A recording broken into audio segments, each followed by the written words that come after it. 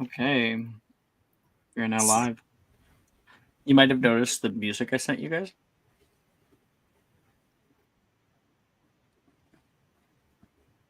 My boy! Oh, Oh. My boy! Oh. That's my Oh. son! I just love how the band just kept playing. They were feeling themselves.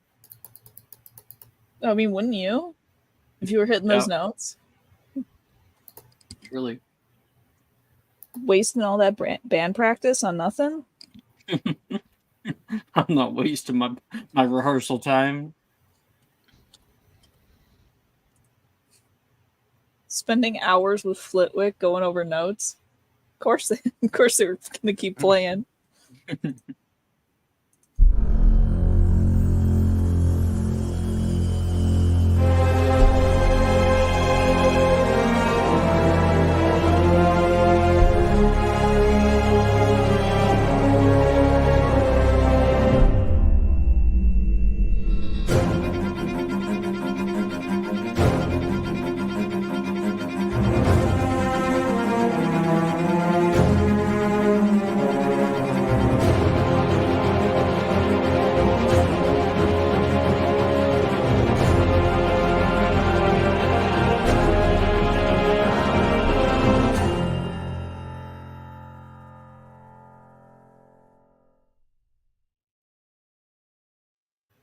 Welcome everybody to Magic Mysterium for Saturday mornings.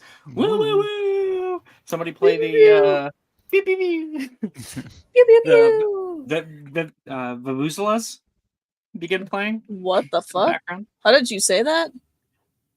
Vuvuzela? Vuvuzelas. Vuvuzela. Vuvuzela. Yeah, sure. Whatever that is, you know. You said it like Methuselah. What the Methuselah. hell's wrong with you? Well, right now we are returning for the official Wheel of Fate timeline. Like, you guys have truly outdone yourselves. I must say. I have never had a game so far into the story here really take the Wheel of Fate somewhere really, really special. Because your actions over the past few sessions are going to lock in a very favorable school experience for quite a while.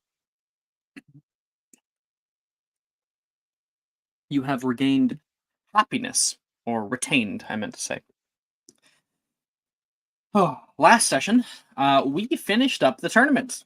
We fought a Gorgon lady who was turning people to stone, and anybody that she successfully or even partially turned to stone is going to get help very, very soon.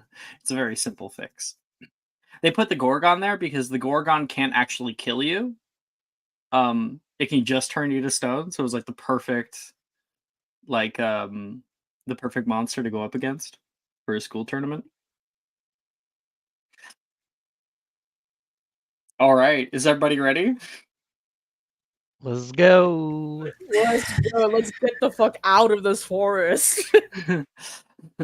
I am sending in comments just in case people end up watching the music that I highly recommend pulling up here.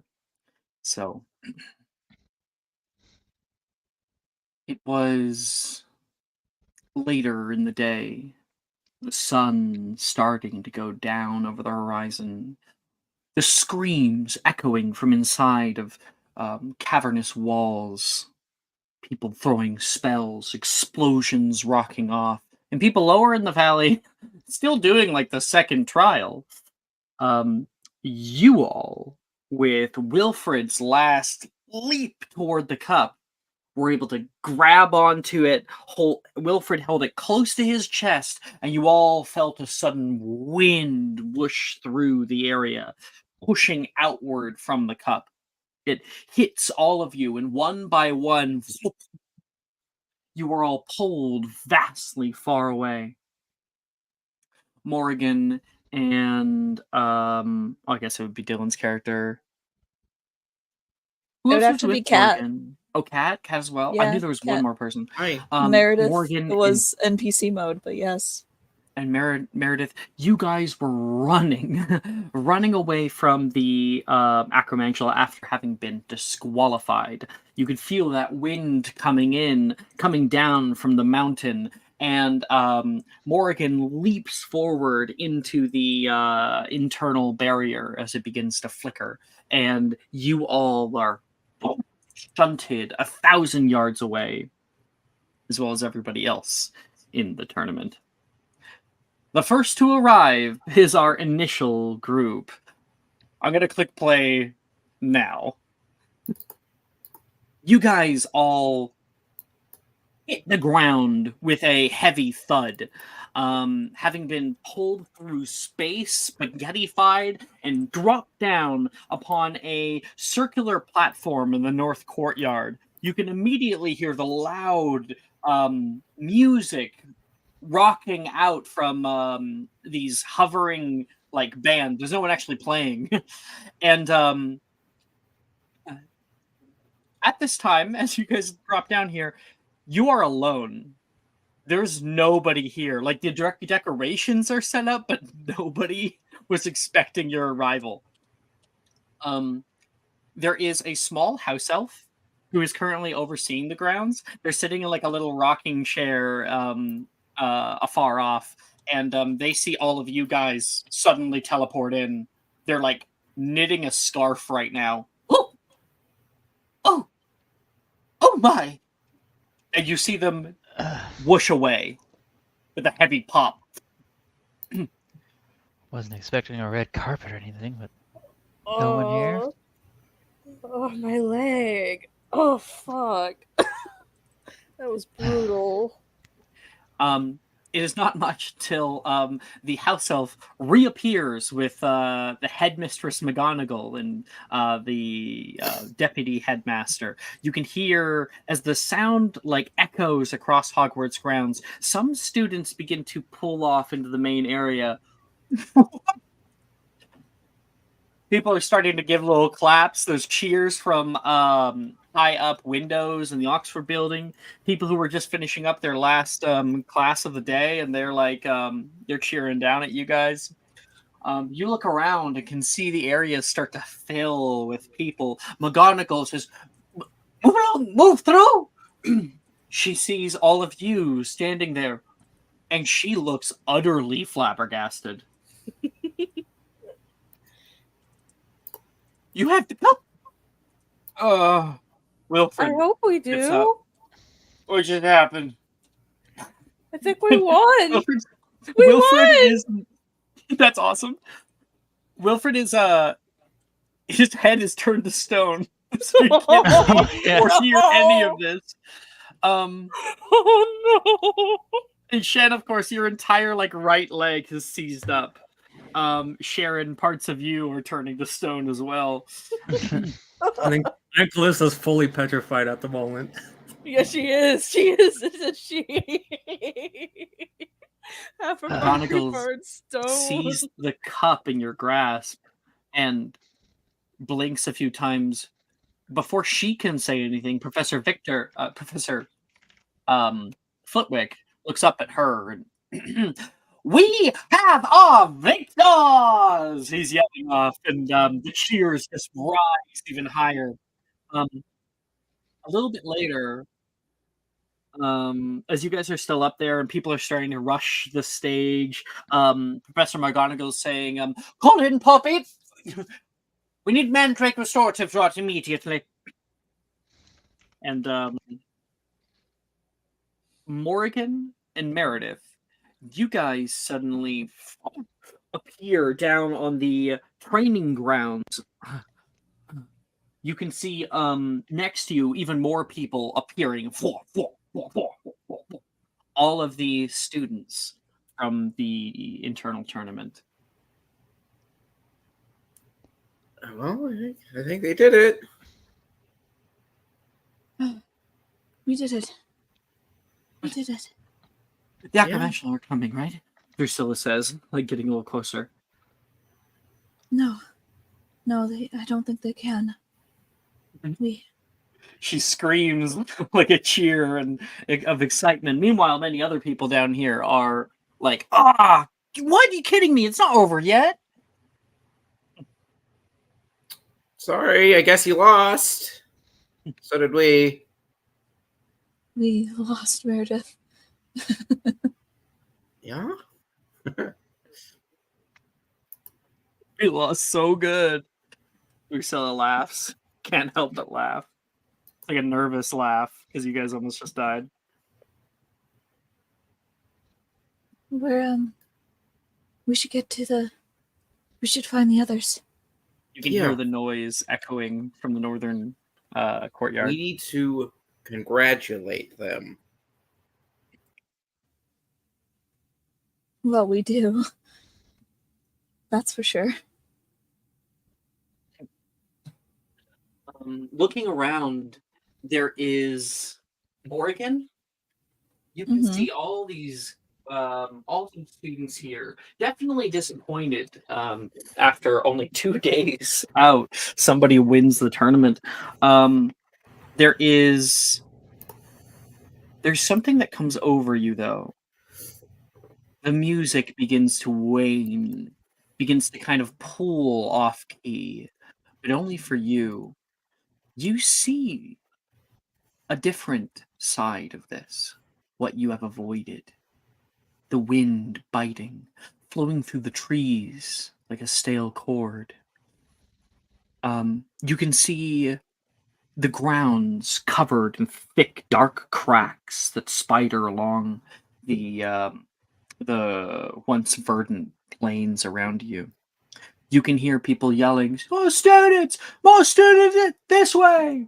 And a large three-headed dog running into the forest, Hagrid on its back.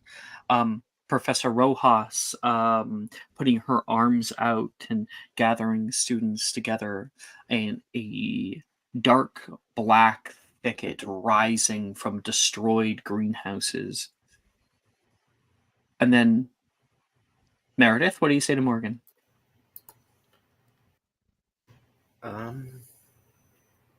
Morgan, we should make our way up, right? And you're brought back in, and the music is normal once again. Yes. And she sticks her staff into the ground and kind of pulls herself up. Right. Let's go. Yeah. You guys walk into the north courtyard along with the others that have helped you, Gemma and I really have to go back and pull out the team thing that you guys made. Team. Oh, I don't have it directly available. There's a link somewhere in discussion. I'll find it. Second.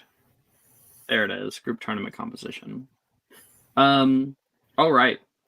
So yeah, Fife is here with you, Drusilla, Gemma, and Sally. Oh, Meredith, you weren't here last episode. Yeah, that's what I said. Zener would also be here. Sally grabs onto Zener and gives him the sloppiest kiss possible in a excitement for their survival and for actually accomplishing this big task that you guys have done. Fife starts kind of limping through the area. He looks much more morose than the rest of you. Gemma looks around. Meredith? Hey! Oh, thank goodness. She comes over and gives you a big hug. Hey, I'm fine. Don't worry.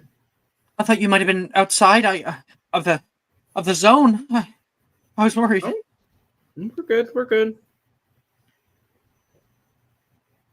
Walking Big into scare the spiders, but didn't get me, so. Walking into the north courtyard, you can see concourses of students surrounding a victorious group.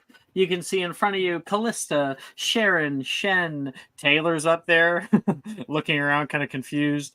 Juniper, Wilfred is being treated. He's like sitting down, and Poppy Pomfrey's there, like escorting some mandrake restorative draught on his head. And Darcy is like hiding a broom behind his back. He hides it behind the stage for a second, and announcing our new 4th year victors. Sorry, our new 4th year victors: Taylor Moreno, Juniper Byrne, Wilfred Gideon, Darcy Collins, Sharon Drake, Shen Zhao, right? That's the last name. Good. Shen Yes. Zhao and Callista Avery. And even more cheers come out. You guys are standing there, and like medals are being placed upon your shoulders. It's all happening so fast. You can see other people in the crowd. Morgan is like is sitting on Nolan's shoulders right now, and he's screaming out, "Woo!"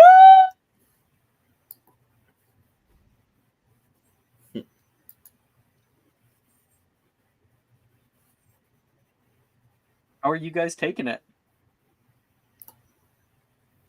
I feel like Sharon's probably like sitting down, probably, because she got fucked up by that Corkin last time I remember. Like, I think I was like 2 HP from going down. Let me check my calculator real quick. Yeah, I was 3 HP from going down. Like that one I'm attack entirely turning nearly to did me. I think after unfreezing, Callista's like involuntarily just kind of like making sure to walk around. It's like, no more standing still. For Shen, I think she just seems really relieved that they were able to officially get out the forest. Like she has a big smile on her face, but she's definitely looking very overstimulated from all the cheers around her and everything. Meredith and Morrigan from the sidelines, and you see this the group in front. Some people having turned to stone. Wilfred gives a big breath out as his head is turned back. And how are you guys reacting to all this? So there was something in there, I guess. Well, we knew it wasn't going to be easy. Yeah, it's not turning people to stone. That's a weird thing. Is it? Callista, A little? you can see on the sidelines, like in the hallway through the open arch. They have like windows with no glass on them into the hallway, and you can see Morrigan and Meredith talking to each other. I think she'll try and like round up the others. You know what? Celebration's great if you all want to hang out, sure. But I think there's some other folks that also deserve some of this. So I see it over that way. Oh yeah, for sure. Everyone, picture time! McGonagall's yelling off, kind of coming to. You guys are like, just trying to make sure you guys don't get off the stage, and like, she comes over and Winfred, front and center, boy. No, I think it'd be better if I was in the back or something. No, you're the one who had struck the final blow. Oh no! About this. Oh no! I just realized His dad would have never signed the permission slip. Oh. he probably forged the signature or stole the stamp. I think we originally had him in the team that like doesn't win. Mm-hmm. Things changed. But we got disqualified. That's really funny. Yeah, but Wilfred was not on your team. No, because there's no way for him to lock in the spells. So we had to do the other one. Oh, this is gonna suck for him. This is gonna suck. Oh no. Big smiles, everyone! Big smiles! And then there's a bright flash, many flashes. Your guys get your picture taken and everything. McGonagall holds in like a large. You guys like all hold on to like a large check that has like the 500 galleon on it in all cursive font, and you can see more people through all this. Yeah, you can see like Macy is jumping up and down. Levi is like clapping in the back and enjoying watching all you guys, and some of his friends come back and gives him a big hug. Macy's like, Arnesia, you made it. And through the crowd, Morgan, you can see Nolan with Morgan on his shoulders.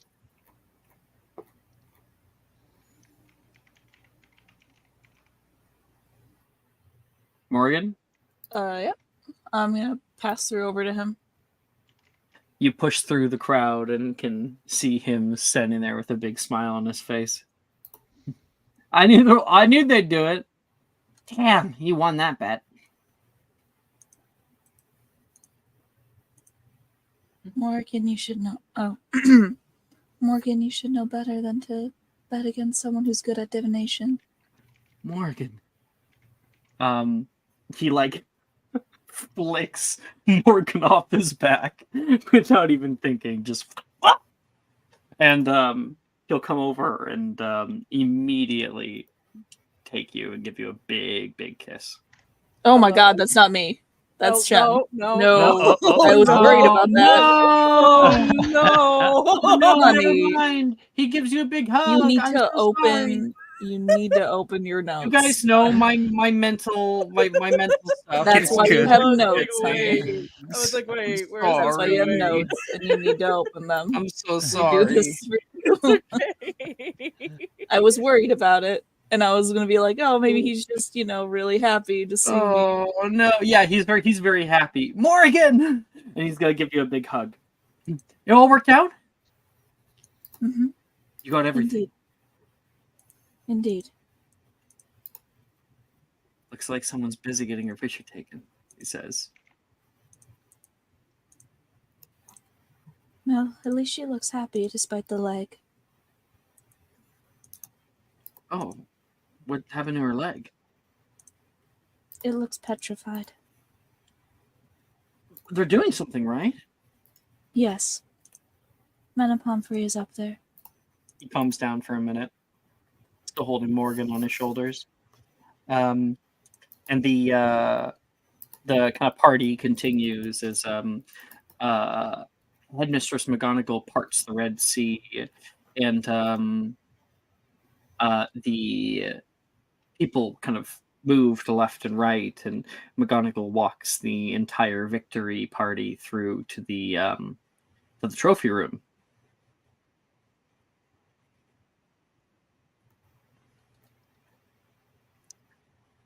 Meredith, you can see Ernesia in the crowd, hand around Macy. She notices you and Gemma. She looks away from you. I think we're gonna have to work that back up. Maybe I should go over and try and explain a little.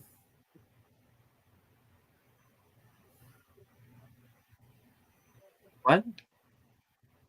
I'm assuming Gemma's with me, so I'm just talking outward. I didn't hear what you said. I'm just saying that, like, I might have to explain to Ernesio, like, why we had to be weird and, like, split your party. No, we can't tell anyone, Meredith. Anyone. But she's gonna be mad at us. She'll get over it. Okay.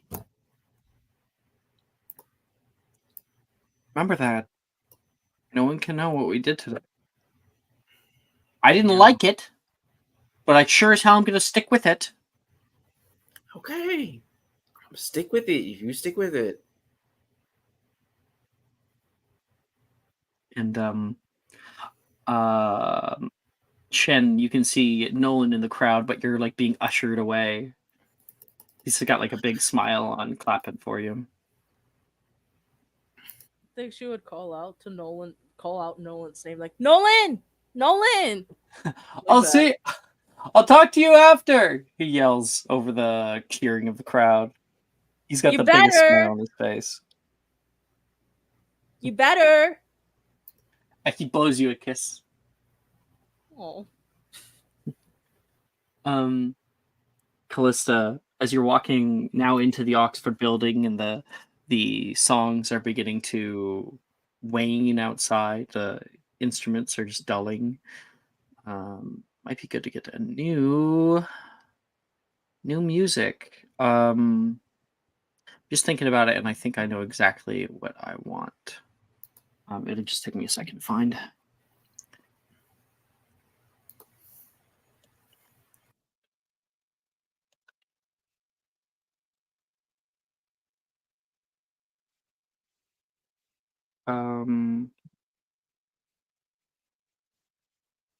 No.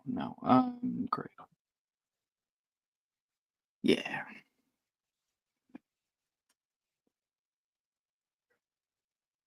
Come on, where is it?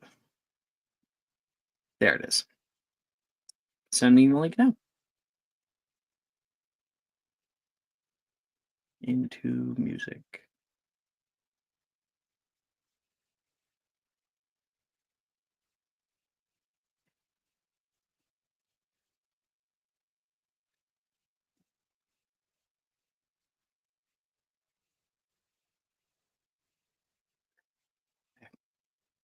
The halls of the Oxford building are decorated heavily. As you guys walk through, red carpet rolls out in front of you. You all are brought up the stairs, to the second floor, where the grand trophy room rests.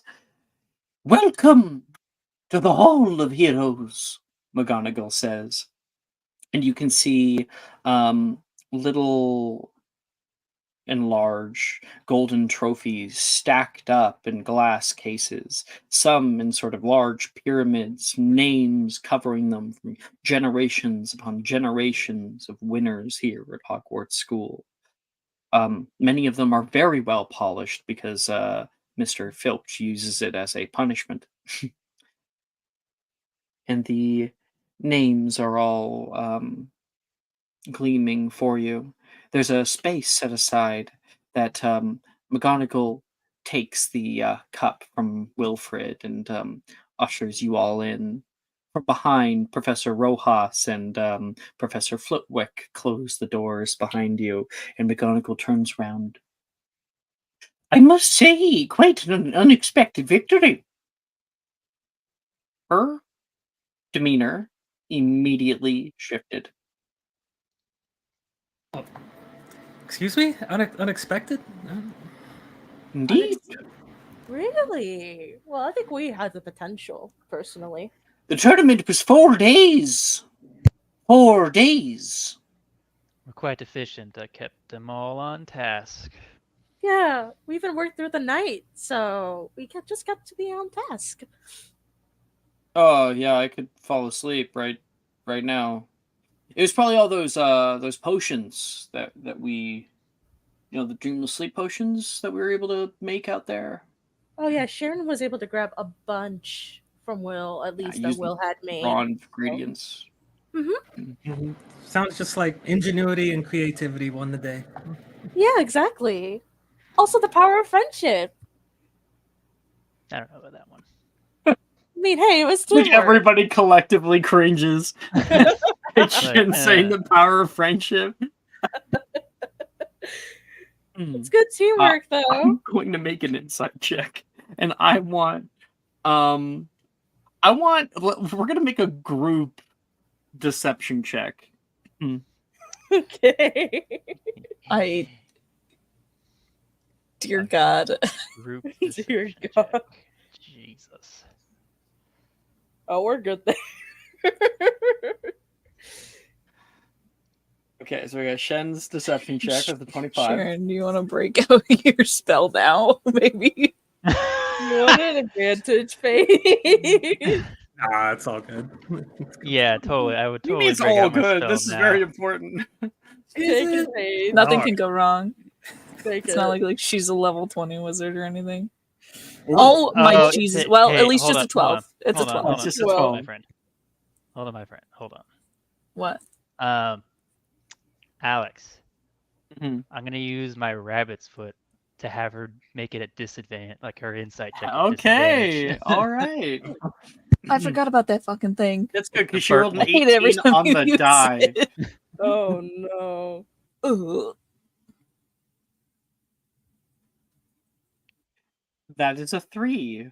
Hey! Hey!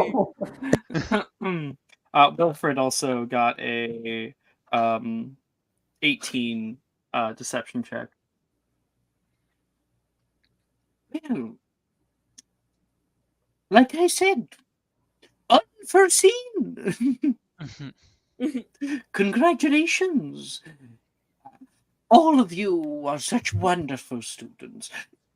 You have the integrity and honesty that we wish to see in all of our faculty and staff. Not only that, ingenuity marked far beyond your years. You are truly deserving of the cup. Yay! Whew. Well, we couldn't have done it without said staff, so thank you as well. Is this a bad time to say I cheated? Taylor says. McGonagall, like halfway across, putting the cup up, stops, turns to her. Excuse me? Just kidding. Gotcha. She's joking. She says, she's "Gotcha." joking. to McGonagall. Don't. She puts it up onto the shelf, and you watch as a array of magical lights make the goblet kind of much larger. Flame rises within it, and there is a plaque that is magically created, and McGonagall waves her wand over it, and in glowing font all of your names are written up on it.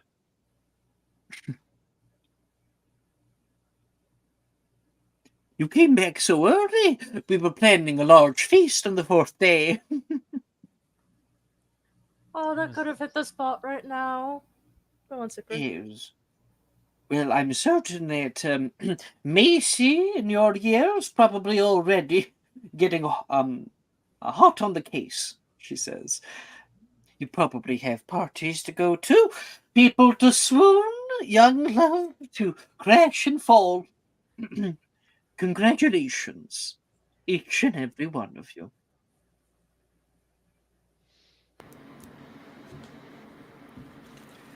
Professor McGonagall. The door opens to the hall. Professor Sinistra, is this necessary? Urgent message for you. Oh, all right then. Have fun with the rest of your weekend. Thank you, She headmistress. She stops and looks at Shen like power of friendship. She's gonna give her a little pat. She walks out. She didn't say anything. She just gives you a pat.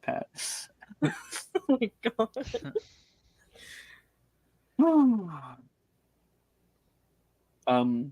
As McGonagall weaves out, the door cracks open a little bit, and rushing in, you can see many other people. Drusilla and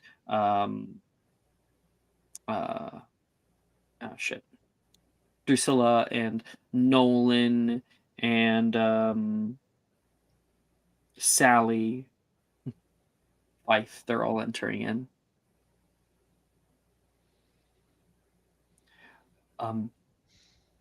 Morgan, you can feel the hand of Wilfred grip yours.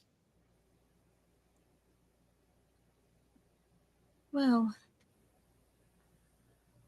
Are you okay? Because sorry, what was I thinking? I'm sorry, I'm getting me a little mixed up. Are you? I've never done We're this not one there before. yet. Yeah. Well, no, you're entering in right now, so it would be Wilfred actually seeing you for the first time. For some reason, I thought you were already in the room. Mhm. So Wilfred looks over. Morrigan! Well, and she like runs up to him. He And runs hugs. up, grabs your hands, and begins jumping. We did it! We did it! Did you see me? I was holding on to that giant cup. Oh, there was this lady. She had like a really creepy voice, and there was this hissing that was coming by her, and she was able to slither through the walls. It was insane. Was that why your entire head was petrified? Yeah, I just got a little scratch now. Well, that's good. It's good that you're safe. Congratulations on winning. You okay? Is this just the usual moroseness, or I am very happy. I thought you'd be I also- more woo, you know?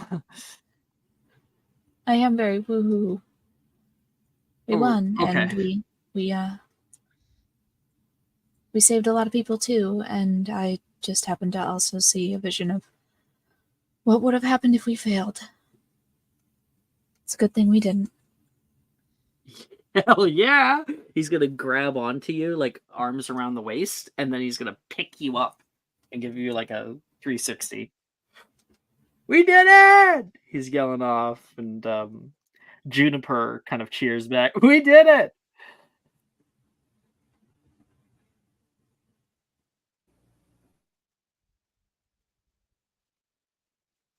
Feel like as everyone's kind of like hooping and hollering and cheering, Sharon just kind of like slips away. She's not one for celebrations. You move out, and you can hear people talking in the halls, like, it is going down tonight. People are excited for the parties that are going to happen, probably earlier than people expected. And Sharon moves off into the night, a quiet shadow. Callista, you can see Taylor staring at the large cup.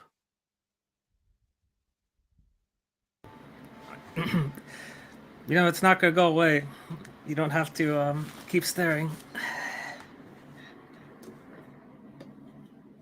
I'm more surprised that it's here. I was really scared in the last trial. Yeah. Funny story. Did I ever tell you I was always curious, with all the ghosts and the pictures, paintings. I was always curious as to what it would feel like. I I wish I never knew what it felt like to be a statue. Overrated. Glad you're back. Yeah. I'm glad we're all back. We're all doing good. No spiders to speak of. As long as I was near you, I don't think that being a statue for a few years would be so bad.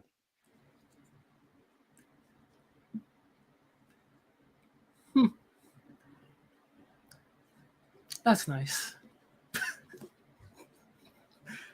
Hey, I know you really like looking at this trophy, and it's gonna be there tomorrow and the day after and the day after that. But it is kind of getting a little noisy. Yeah, I've just been kind of blocking it all out. I haven't heard what most people have been saying for the past 15 minutes. You have an incredible talent for that. But It's like how an about alligator turning off half its brain. It's not that hard. harder than you might think?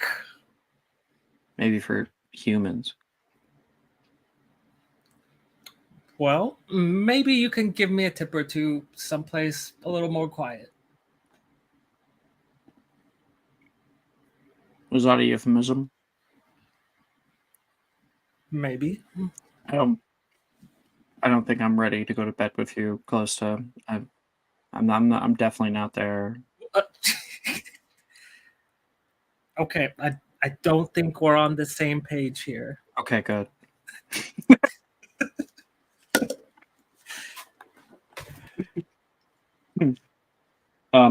She takes your hand and holds it.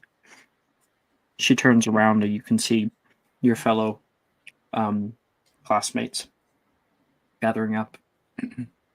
Meredith, are you here? Yes. Okay. So you can see all your friends. Sharon seemingly has left. Callista, Taylor, Morrigan. Well, we did it, guys. Hey. Yay, we Yeah. did it! We did it! She's like jumping up and down right into Nolan at the moment. Like basically Whoa. shaking him, basically. Don't have to worry about interference, I guess, from the weird whatever would happen. How did things go with the spiders? Yeah, I was wondering about It was scary, but we stopped them.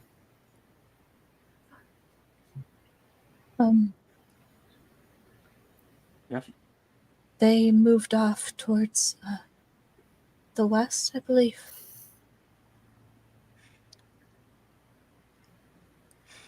Okay. So what? We'll probably see him again, but the wards they seemingly are still up. I'm not sure if I would tell if they weren't. We're probably safe. Yeah. We might be safe, but there is still an army. And Like how many? Like 25? Definitely more than that. 50? an army. So like Armies saw are only them. like 52? thousands, right? There are still settlements up here. Places Yeah. where people live. If they can't get to Hogwarts, it's very likely that they'll move to whatever is most accessible. You're not saying that you want to go back out there. No, we don't have the power, the strength, or the numbers. Well, hopefully our band-aid solution holds for long enough till we figure out a better one. Mm-hmm, yeah. Hogwarts might also be slightly in for a small legal battle, Wilfred says. What do you mean? Yeah, what small legal battle? I didn't know that they were going to be taking pictures for the Daily Prophet. Oh. Oh, And did you not um, get your dad's permission? no, I got my dad's permission, just not entirely. You Wilfred, wrote it yourself? He nods. I did the Wilfred, same I'll do it. thing. I You don't know, I don't you know never- if like the prize money is going to stay, or I'm not really sure. Maybe just not for me. maybe it's best if you don't get the prize money so it's not confiscated. Yeah. Can't be that bad, can you? I was in the front and center, holding the cup, and I'm technically not allowed in the tournament. So I'm definitely maybe getting expelled or something. But I mean, he's gonna see that you did something like that no other student has basically ever done. We like did this in 2 days. Isn't that something to be proud of? You obviously don't know my dad. I don't.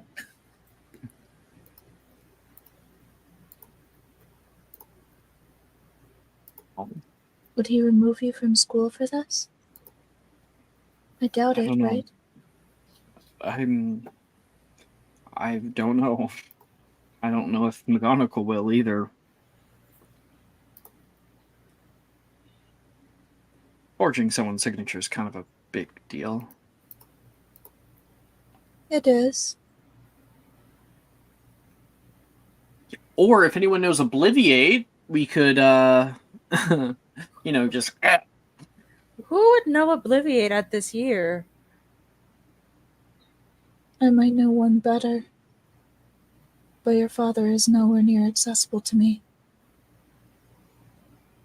Well, you don't think that we can't, get back to Godric's Hollow in the next 20 minutes?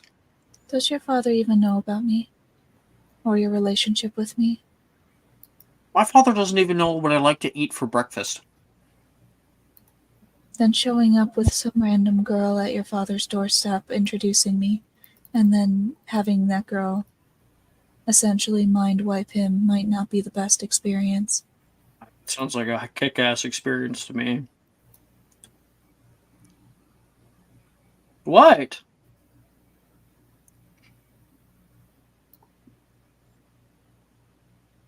It's a pretty cool What are experience. y'all looking at me for? Morgan looks like just deadpan stare, blinks.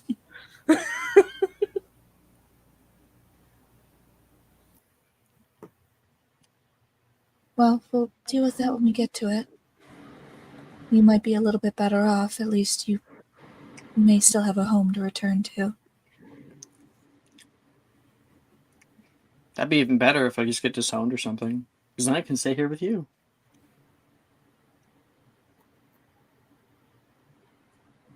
How good are you at building forts out in the wilderness?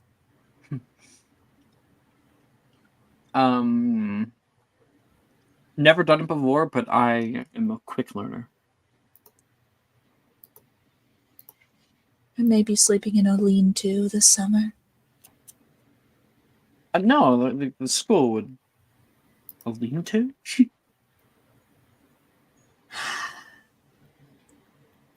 It's okay. We'll teach you at some point. Imagine that, Gemma says. Wilfred Gideon in a tarp shack.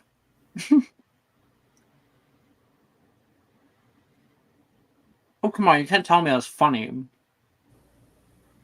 I can never imagine Wilfred out in the wilderness before. I'd grow a beard, Wilfred says.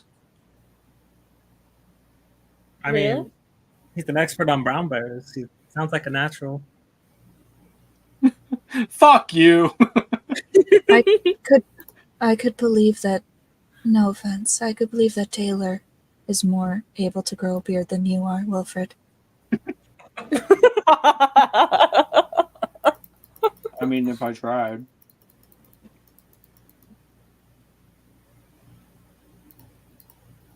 I've been reading a lot about manifestation. See? She's already got the right attitude. You don't really have a beard attitude. I What? would if I was in the forest. So Beard Wilfred is a forest exclusive.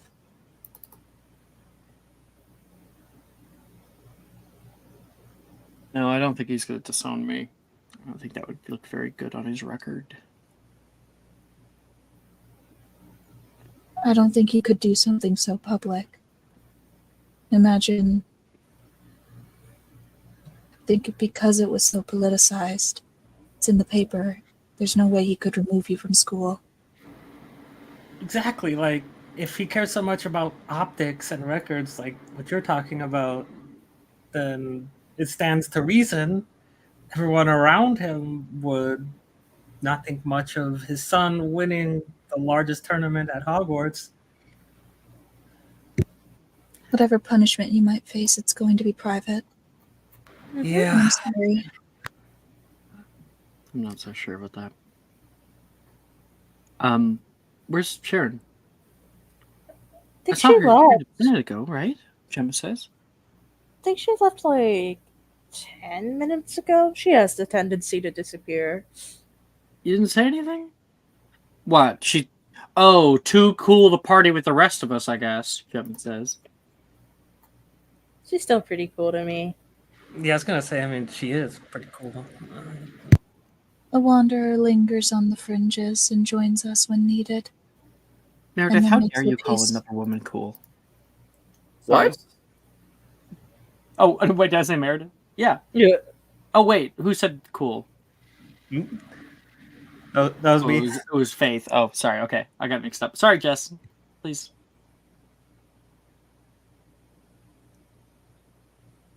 What were you saying?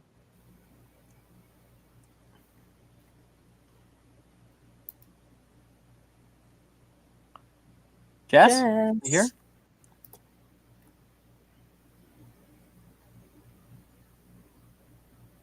Maybe it's sorry. just I hope you. I didn't. I hope I didn't upset her.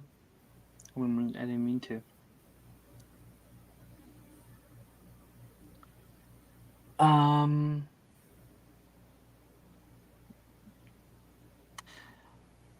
Sharon, where are you head off to?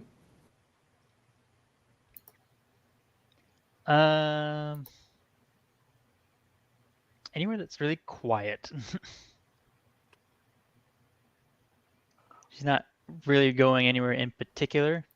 She's just avoiding crowds. Quiet place.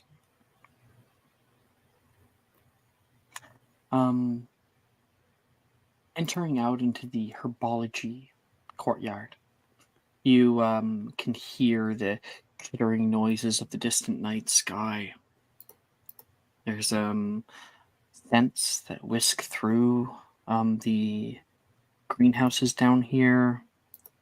You can see flowers that are sprung up around the edges. There's old benches placed on the sides of the greenhouse that allow you a sight of the stars. And you can hear the noises of students calling out from inside the golden windows of the Oxford building. They glow like fireflies above you. It's a cool time, a cool night. And what is she thinking? What is she feeling?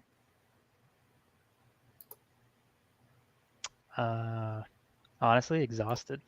She's tired that she's had been going nonstop for the past 2 days.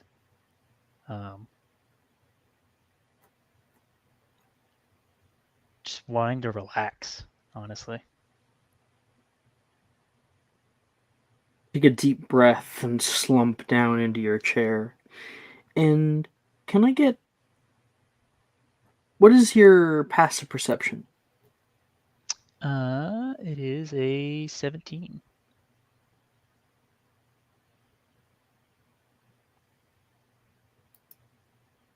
And with a 17, then you can feel this slight rumble. There's this shaking of the wall, which most people might not notice over the people talking. But you in this quiet place can feel right behind yourself, a place where the ground slightly splits open by only a centimeter. Just a long spidering crack that pushes stones apart and pushes into pathways.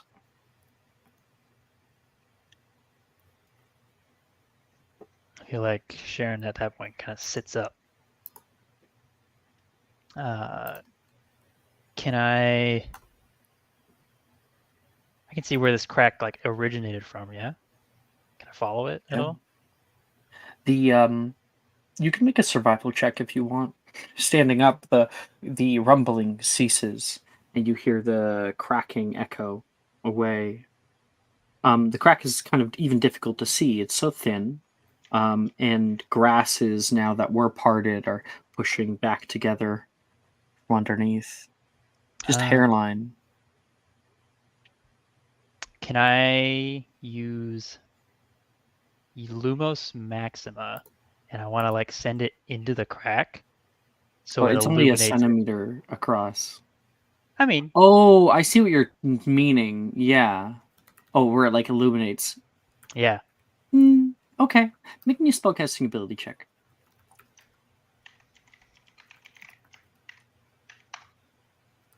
Do I have an inspo? Well, my advantage. I mean, if you're willing to give it. Yes, I am willing. Take it. All right. Thank you. Great. Oh no. I'm so sorry, Sekran. It is all good. That would be an 8, but a 13 for the survival. Okay. So you send the globe down, and it does illuminate certain parts of it, but you can kind of see it stops off the moment that one of the cuts begins to curve too much. The light not really bending around corners much, and but you see a much larger crack system down here, almost in these like lines, like. You know, if you like look at the side of a mountain, sometimes you can see like the layers of soil, Yeah. and they kind of look like cracks. Imagine that slightly illuminated from underneath, where many cracks are very, very faint, and that one that just showed up is the thickest. Because if you think about it, with your survival here, you leave this crack here long enough, it'll just fill back in, partially. That crack is still there. The separation of that material is still there, even though that there is a thin layer of dirt that is inside of it. Enough of these, and you create a kind of invisible, very bad stability. But there's nothing beneath this, so there shouldn't be any big cavern or anything really. It should just be rock, stone. You can see them. They move along the side of the building, almost following its contour. But you cannot establish an origin.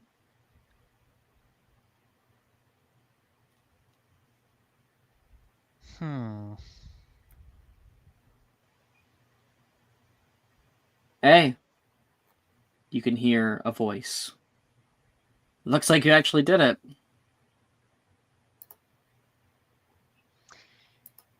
She'll turn her head over. You see Janice walking out into the greenhouse area. I'll have to bite my lip next time, I doubt you.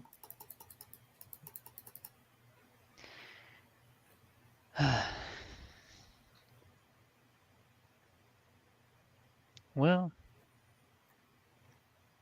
I'm fairly new here. I guess my abilities are still being doubted. Show off any more, and I think you might just get a Order of Merlin or something. Wouldn't that be something? How did you do it? It's a 4-day tournament. I don't think that they were adding in 2 extra days.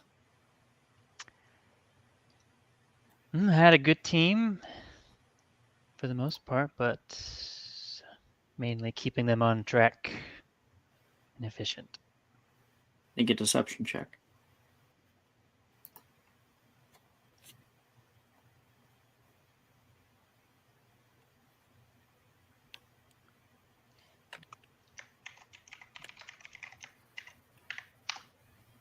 It's a 14.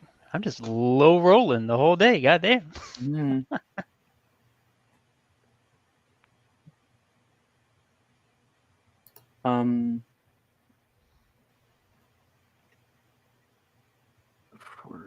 Yeah, okay, I'll roll for it. Ooh, yeah. Janice kind of squints. Alright, keep your secrets.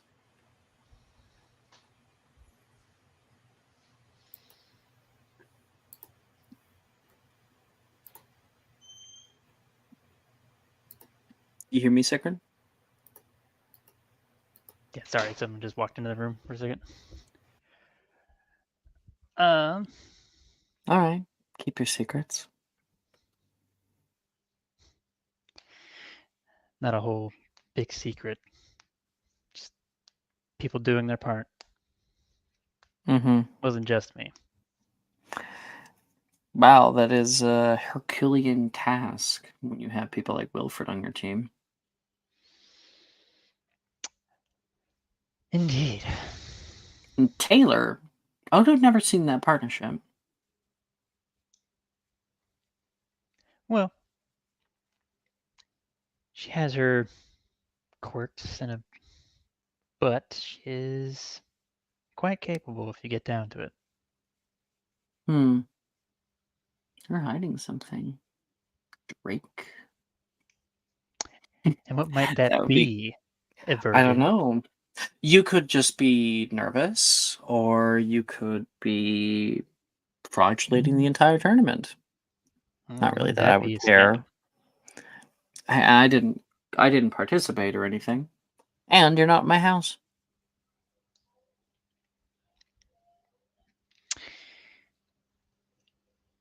Quite the snake, aren't I? I think that you fit very well. You are tenacious. You have tenacity, she says. And it seems like you get what you want. More often than not.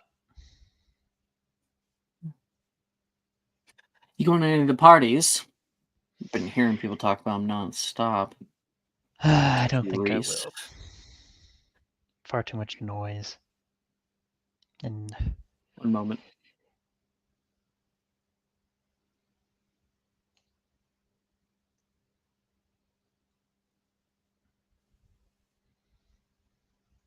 Sorry about that. no, you're good. Where were we? What did she say last? I said probably not too much noise and empty congratulations. I mean, for most people, I think that they're more excited for all the dates they'll be getting.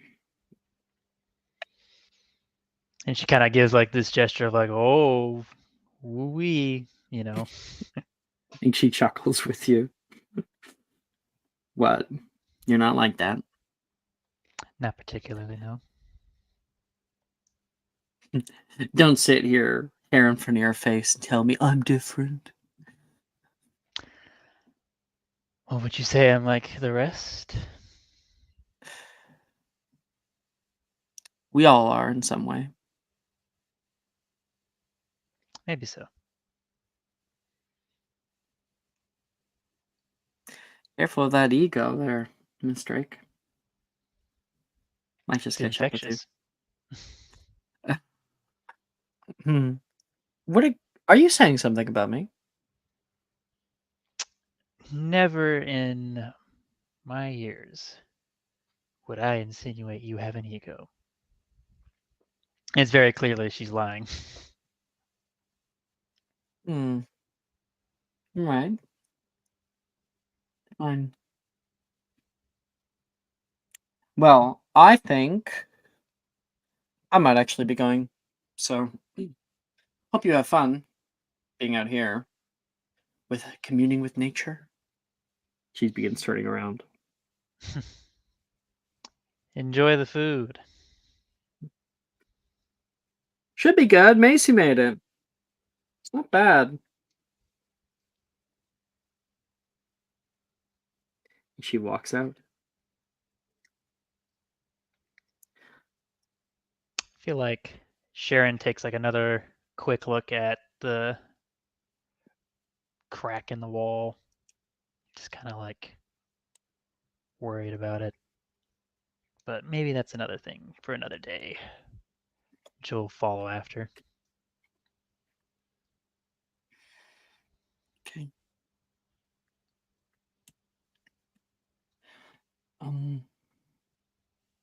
Anybody want to take the scene?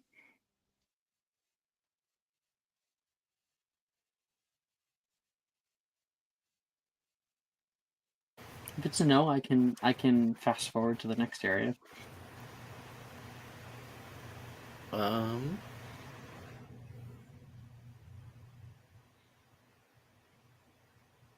No, I don't have anything right now. Actually, I think I have something. Sorry, Jess, were you saying something? No, I'm good. Okay. Okay, Raven. Um, What happens with Shen later on this night? Parties going strong. People are drinking and cheering and feasting. think she's Talking probably about stories. gonna disperse from that and be looking for Rin. You search around as best you can. You. There's a few different parties that are going on right now. There's some older year parties. The Slytherins are hosting the 7th year party, so that's like heavy drinking and stuff. And you don't expect Rin to be there. There is a little outdoors one though. With they have a bonfire for the 5th years. Rin always talked about some of the cute 5th years. Maybe she's putting on some charm. Who knows? You decide to head out there, see if you can find her. And through everything, you search and search and search. And when you start to feel a little discouraged about it, wondering why she might not have come to see you, there is the sound of a firework whizzing, crack, crack, crack, over the night sky. And you can hear a high-pitched screech that could only be Rin. Looking over in that direction, you can see her and Juniper and Macy that are sending off fireworks into the air. Delilah too, and do a little bit of dancing. There's music that's being played. I think she smiles a bit at the sight of them all interacting. She was a bit worried that, Ren and Juniper would be fighting because, the group broke off, but she's glad she sees them interacting happily at least. But she would go up to the group. You head over, and as like Rin dances around in a little circle, she notices you. Woo! She nearly falls over, and does. She trips off to her left into the darkened grass. Shem! I think she would have actually, before she fell, I think she would have grabbed her by the waist. Woo! So like, then make a dex save. Either you're falling with her, or you're able to catch her. Okay. Let me do just that.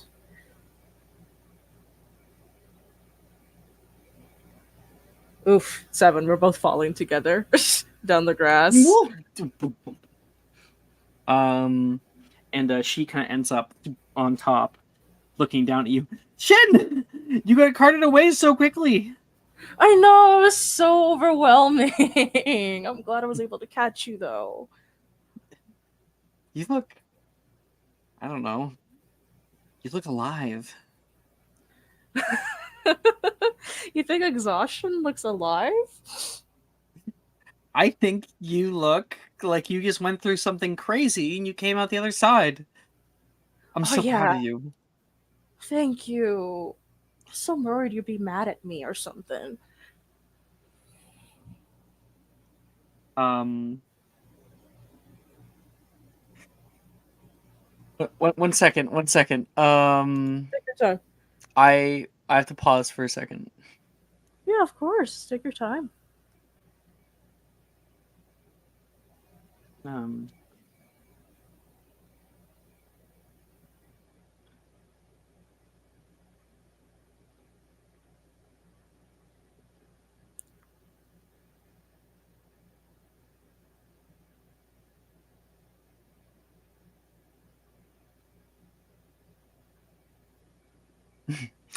So she like looks down at you, and you. What was the last thing you said? The last thing I said is like, oh, I thought you'd be mad at me or something. Yeah, you're like, I thought you'd be mad at me. Halfway through me, suddenly you can feel her lips on yours, on top of you.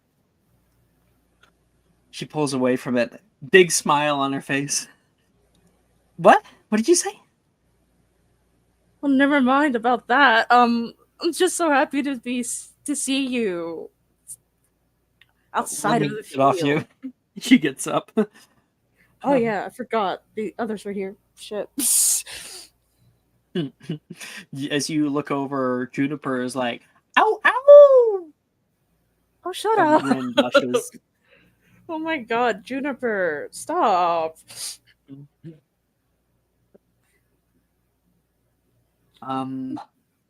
You can see Delilah there, tap her on the shoulder and talk to her. The two of them seemingly talking about something just slightly more serious. Rin gets up and sits down on the grass. You can feel the heavy heat of the what is it, bonfire. The flames rising up and crackling into cinder. Oh, the bonfire feels so nice. You'll never catch me back out that forest ever again. Do you have anything to eat yet? Oh yeah, I ate some of I think Macy's feast. At least the Did you feast. get to try? Wait, are you vegan? No. Okay, good. Did you get to try the cheeseburger? Cheeseburger? What is that? Macy! She yells out, rushes over, and grabs some for you. And we get a little snapshot of Rin holding a camera out for a selfie. It's like an old camera, but like a selfie. Everyone's Or like, like a Polaroid. cheese! A cheese! Gives a big snap, and everyone's there amidst the bonfire, hot in a moment. Okay. Anybody else?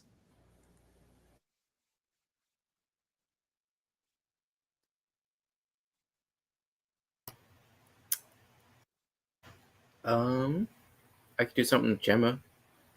If you want to. I would. Okay. Gemma and you have ended up at the South Courtyard party. The doors have been opened up, and over top of the Hufflepuff common room, there is actually like a outside garden that's very disused. And there's already decorations have been put up and standing torches.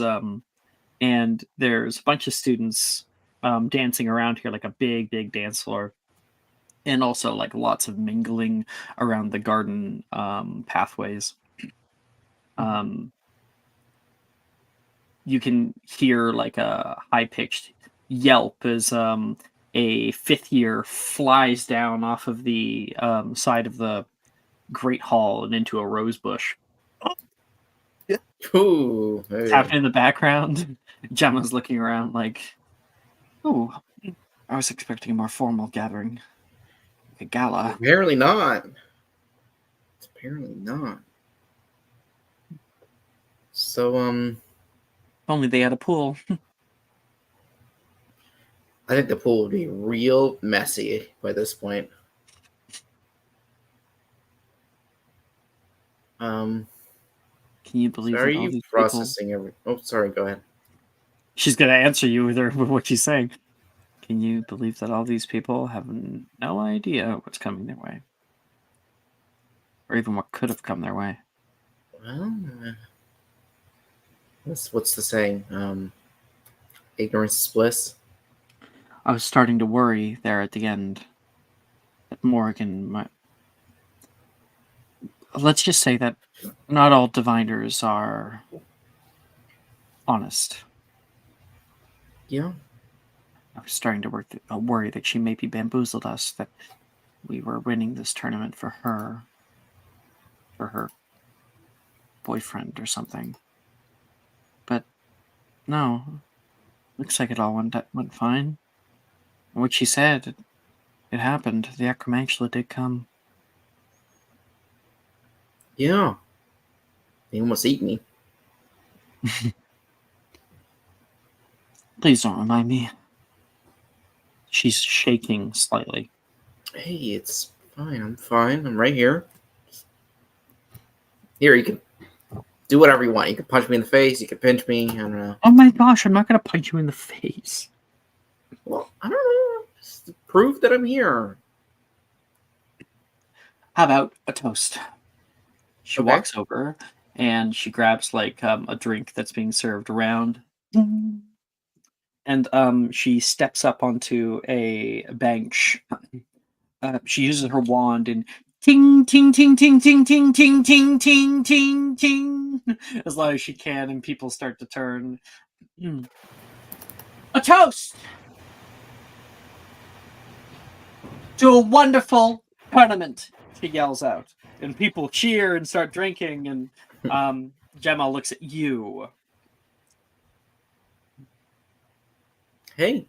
To a lovely girl, and she takes a sip and then spits it out. Oh, what is that? I don't know. Let me taste. I think that one's spiked. Dude comes down, takes it off. Ah, oh. Ugh. It was vodka. It was like it was like vodka mixed with something. Looked like lemonade. She like spat it out immediately. Butterbeers? They're on the right shelf. You guys move down the way to go get some butterbeers. Gemma, I have a question for you. And I probably have an answer. That is, Okay. of course, unless you're asking me about the internals of the universe, in which case I have every answer. No, I don't. I don't know about that, so I'm not gonna press that. You doubt me. I know that you probably can. You have weird diviner powers. It's a skill. Anyone could, if they have the sight, work at it. Mm-hmm. What I was gonna ask is, over the summer, Yeah. maybe want to come to London with me. Oh my gosh. Meredith, are you asking me on a vacation together? I am. She kind of like melts for a second with a big shit-eating smile. I could probably tell my parents that I don't know, we're doing some extracurricular work. Yeah. I mean, technically you are, because you'd be seeing Muggle culture firsthand for the first time. Oh, I'm not sure they would be very happy about me doing that. That's exactly what I mean. Like, we don't tell them about that part. We just say that we're doing something for school. Yeah. But yeah, I could take you to the Eye or the Globe.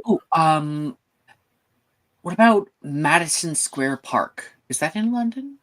That's in America, I think. Oh, goodness. Well, that's America's nearby, right? No, there's like a whole ocean. I mean, we could take a plane. Like, Gemma, it would take like a who day. taught you geography? Right, yeah. I knew that. Oh, wait, no, you don't have a passport. What? Of course I have a passport. Oh, then never mind. I have a British Ministry passport. I don't know if that would work. Are you talking about Muggle passports? Yeah. I'm certain that there's a in the Muggle Administration Commission, they probably have passports that they're able to forge for Okay. a small Well, then fee. you could spend some time in London and then go to New York. I think that's where that is. I wasn't being serious. New York. If you want. My parents have a little bit of money to let you do that. Maybe next year. Okay, London this year then.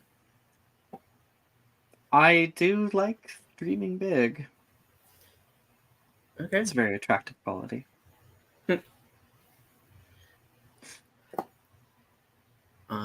So I'm gonna take that as a yes, right? Yes.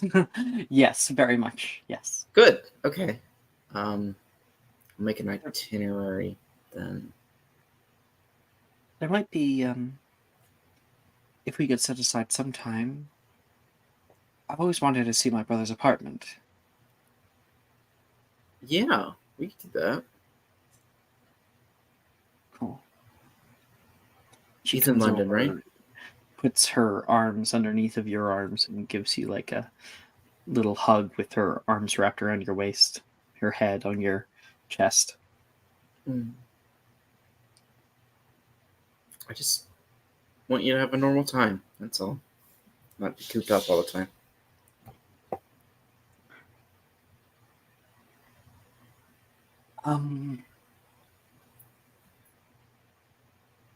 All right, that's Meredith's scene.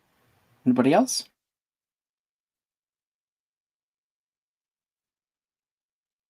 Ballista and Morgan, the last ones, I think, that haven't had a scene. If you want to take it now.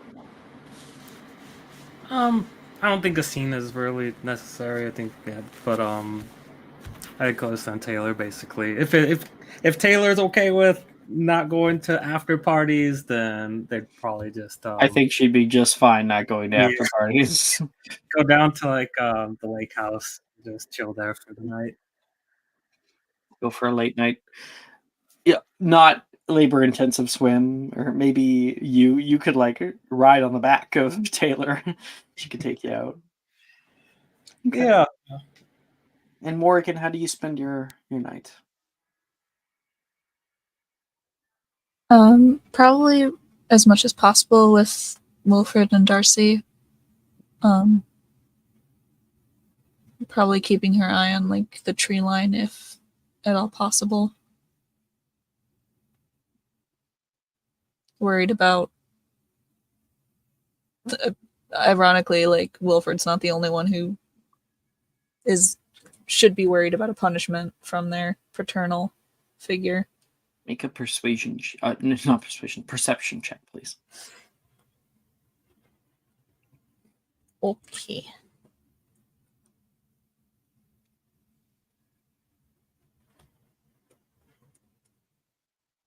Ooh, that's only an 18. Okay. You can see out the window of one of the many parties right now. Wilfred's nearby, being his usual social butterfly-like self. And you see thick clouds moving over. Thick. Oh, it's snowing. You see something coming down. You put a hand out the window. Small smile comes out your face, wondering why your mother would do this. But then when the flakes hit your hand, you notice they're not snow at all. You bring it in, and you see little flakes of ash. The billowing clouds, not clouds at all. Smokestacks rising in from the north.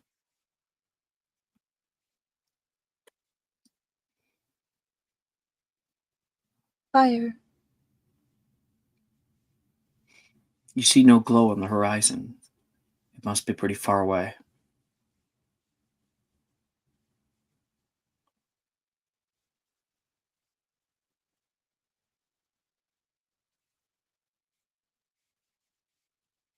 Morgan, have I ever introduced you to Connor?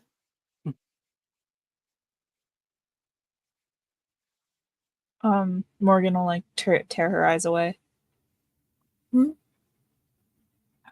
He's a younger year. I've ever introduced you. No, you haven't. This kid is crazy funny. Here, come here. Comes over and takes your hand, pulls you away. The camera would stay staring out that window.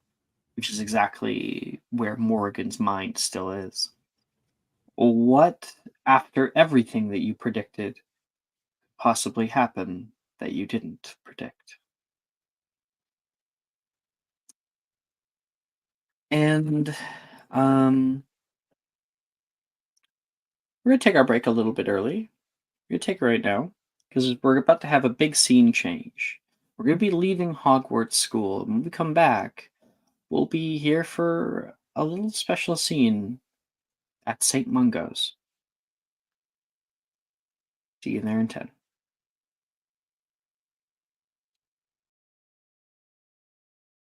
Are you looking for that perfect gift for that tabletop role player in your life? For that podcaster? For that little sister that keeps going on and on about shiny math rocks? Well, look no further. OBP Musical has you covered. Original theme music for your characters, worlds, podcasts, and more. Has your bard written lyrics about a party member's tragic demise? Let us compose to them. Or better yet, let us write those lyrics for you.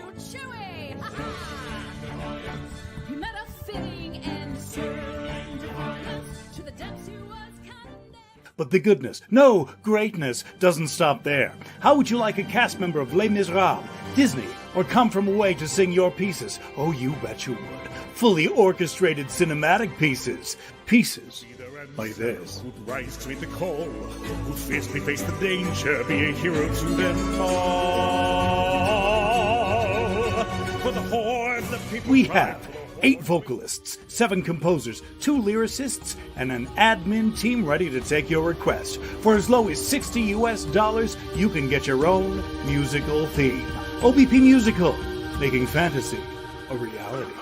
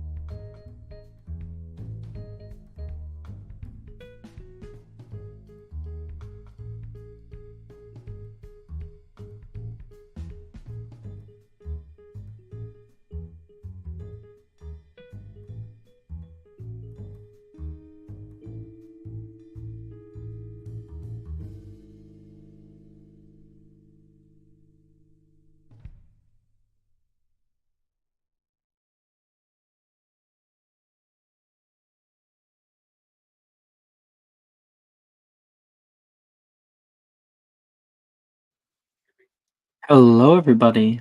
We're back. Hello, hello. Hello, hello. Hello. Weeks passed since that fateful victory that you all accomplished. Even Meredith got a little nod and a shaking of the hand from Stella McMahon, enjoying her final year single. Everyone was sent home after that. As soon as the train could arrive, you all were on it. The castle passed out of view, and with it the last days of your 4th year are snuffed out like a candle. Um, all of you are loud and proud on the news. You could see headlines that read, Hogwarts victorious. um, and then after Arcanum, plenty of little things that the papers were all about you. Your time out in the forest and your harrowing victory 2 days early, even a bunch of 4th years. Eyes. It says, Eyes on the Prize is one of the headlines you can see. There is sensationalist depictions, somewhat entirely skewed and largely fabricated. One paragraph even describes a scene whereby Wilfred Gideon cowered before a great gorgon that was coming to eat them all, and it slightly bit off his head. Unfortunately, none of you are actually capable of credibly telling the truth. Not even anyone who might listen. Not that you would want to. The threats are still out there. The groups and their intentions still set. And one of the most notable of all of them is a headline, Terror in the Valley. You see pictures of burnt villages, or just one village, but burnt houses of a village. A river that runs through it, running brackish, somewhat red. You can see webs that cover the outside trying to be burned away. It says, Pit upon Upford, terror in the night. Apparently, one of the most northern villages in the valley, Pit upon Upford, was attacked by the Acromenchlan horde. And it was said that they're sending in a team of hit wizards directed by one Magnus Gideon. It's a toss-up whether what Magnus specifically does with Wilfred. So I'm gonna roll. On a 1, he reports this to school. Legal battle ensues. 2, he grounds Wilfred. 3, he is taken out of school. 4, nothing happens.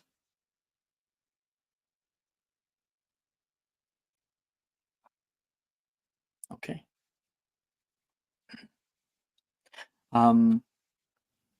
You haven't heard much from Wilfred after he was shipped back home. You haven't seen anything in the papers, though. All of you as well got invitations. Even Sharon, but I imagine Sharon likely would not attend. Nolan wanted you guys to meet his family, especially his mom. He was going to go visit her, and he asked if you guys would come over. Oh, Oh yeah, for sure. oh yeah. Sharon, do you attend? Eh. Mhm. Hmm. It's fine if you don't. I don't think Sharon would. And Morgan, I didn't hear anything from you.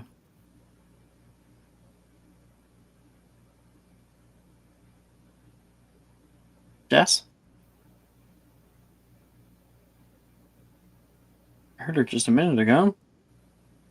I'll try Maybe adding she her. got maybe she got pulled into a work thing. Maybe. Oh yeah, maybe.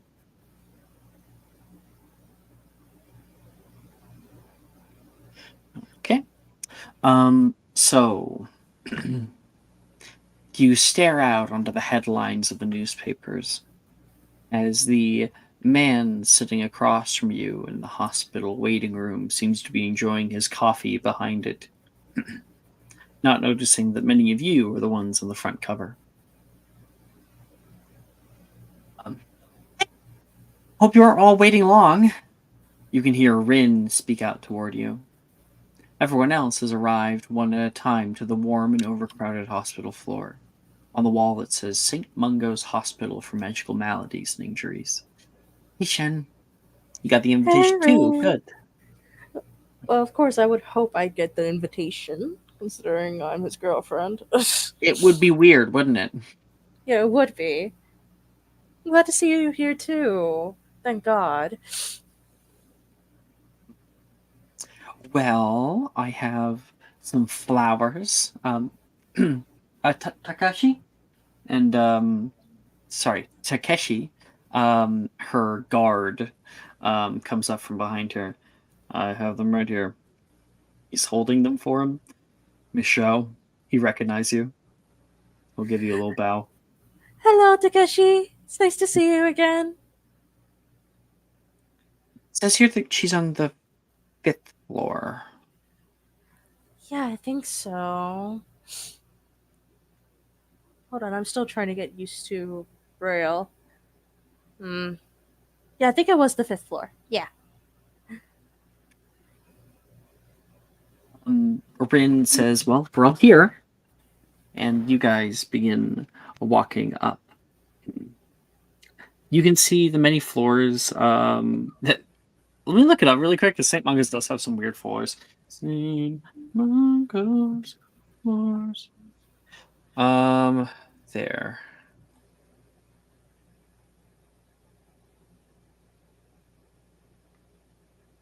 Yeah, so you get the ground floor. There's a reception for artifact accidents.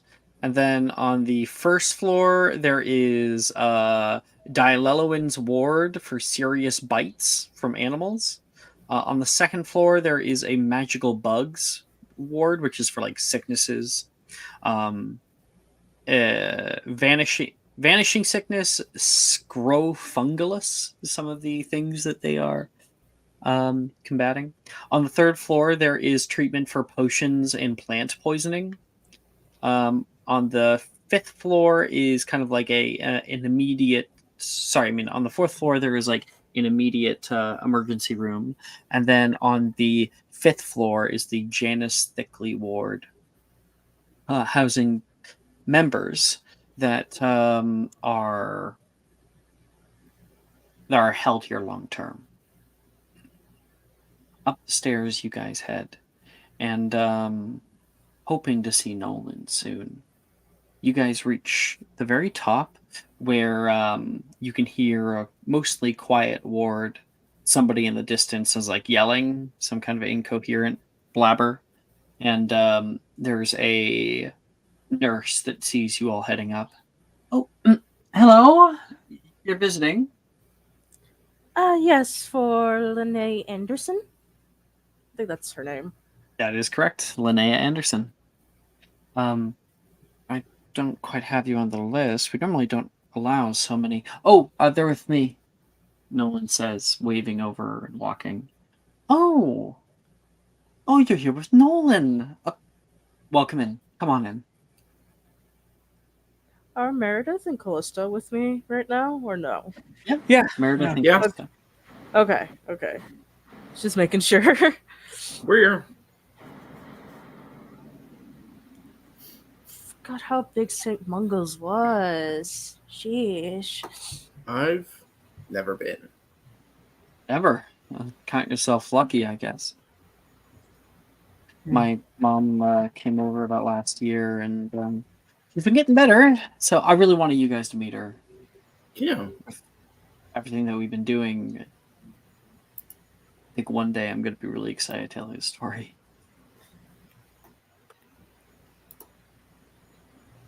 Come on. She's in room 22. Of course. You guys walk together and can hear, as you approach her room, some people speaking with one another. A man and a woman, just barely the woman. There's noises of beeping instruments and a door half ajar. Nolan enters in first. What you hear just before that is Zachary's getting along well. He's been excelling at potions, from what I hear. Professor Slughorn has him on a fast track. Oh, that's wonderful. He's not here? No. Not this week, at least. Maybe next week. Knock some sense into him. Good. He needs to see his mother. Hey, Mom, I'm here. You can hear the door creak open. Oh, wonderful. She sits up a little bit into her bed, and you can see his father, Henry, on the far side. Hey, Dad. Nolan, you got the coffee I requested? Oh, I forgot to. Sorry. Oh, you brought friends. I told you. Bring my best friends to meet. You have a lot of best friends. Hi, very nice to meet you. I'm Henry. I'm Nolan's dad. Hi, Henry. It's nice to meet you. I'm Shen. He looks toward Nolan for a second. Nolan just smiles. I am so sorry I missed you last time. Oh no, it's fine. It's perfectly fine. Stuff happens. Well, I'm excited to come back, and I can hear all about. I heard that you won the wizarding tournament. Not just her, but Calista there as well. Oh yeah, I couldn't have done it without these guys. And she like interlocks her arms with Callista and Meredith. I didn't win. I just helped. Indirectly. I'd love to hear all about it in a minute here. And he heads out the door to go get a coffee. Nolan says, Mom, these are my friends. You already know Shen. Hello, darling. Hi, Mrs. Anderson. It's nice to see you again. She puts her hands out for you to come a little bit closer. And she gives you like a big side hug, and you can feel her plush arms wrapping around you, so warm. And Rin waves. Hi! Oh, and this is Rin Kaga. I told you about her before. And this is Callista Avery and Meredith Ainsworth. Meredith Ainsworth, this is everybody. Linnea Anderson. Ooh, such good manners. Wish you could have had those a few years back. You look out at Linnea. She has strawberry blonde hair put down to just past her shoulders. It's slightly oily right now, but like well combed. She is a little bit pale, and you can see a ring of what's it called? Freckles that cover her cheeks and the brim of her nose. You can see these light blue eyes staring out at Shen and then Rin and the rest of you. And you can see a sort of weakness about her, but she's doing her best to carry through it or to sit up strong. Well, congratulations. You must be very happy with the prize money. Well, who wouldn't be? Am I told correctly that my little bumblebee gave you guys a bit of help with strategy? Oh yeah, totally. He was tons of help. I had to support my girlfriend's team, right? Friends or girlfriends? I'm sorry? He says to her, and she chuckles. As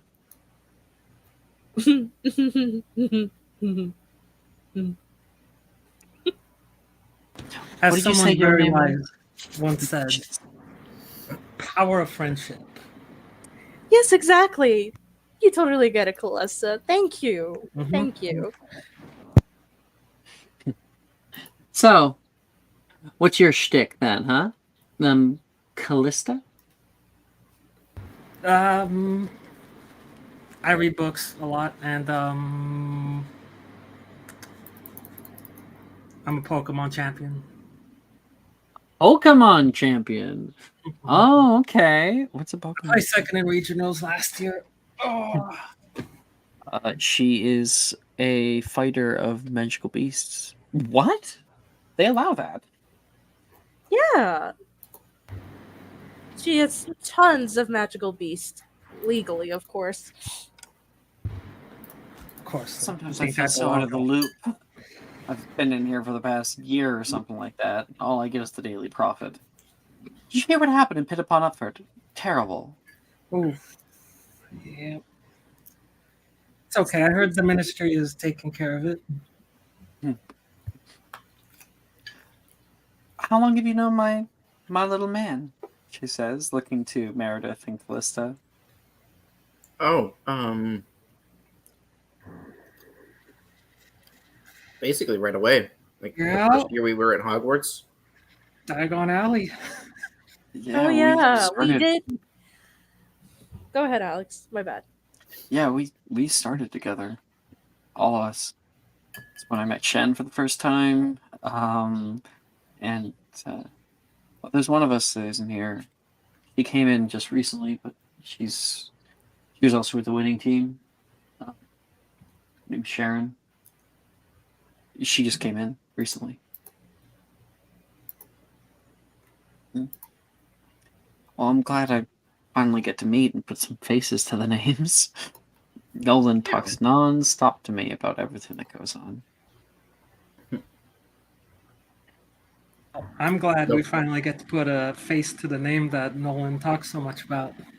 Yeah. Oh my goodness, he actually talks about me? Oh yeah, of course. How could he That not? is how novel, she says, looking at Nolan, and Nolan bashfully looks away. I can barely get him to pay any attention to me most of these days. I mean, how many times do I have to call you down for supper before you actually come? It was like a year ago, Mom. Yeah, I guess it was. Hey, how are you feeling? A little better. Just recently, they put me on some new potions, and I feel so much more alive. maybe, maybe even I'll be coming home soon. We can only hope. Mm. It was very nice meeting you all, especially you, Shen. Seeing you is like a little ray of sunshine. Aww, you're gonna make my heart melt. Oh, you're welcome here anytime. In fact, come here. Leave Nolan out of it. Us girls can just hang out. Oh yeah, of course. Only us girls, as she interlocks her arm with Rin, can just hang out together. Insight check. Uh-huh. It's a dirty 20. She Looking at you could and Ren. she could definitely sense there is also something going on between the two. But like obviously Rin? Was it? Yeah. Sorry, I'm a little nervous. Don't mind Takeshi. Fucking a bodyguard is standing out in the doorway. he is like the funniest guy ever when you get to know him. Don't worry about him. Oh, I thought you guys were bringing me somebody fun. She says, while my Oh husband yeah. was away. That's what she says. Oh yeah, of course. How could we not? Because she Mom! is. Joking, only joking.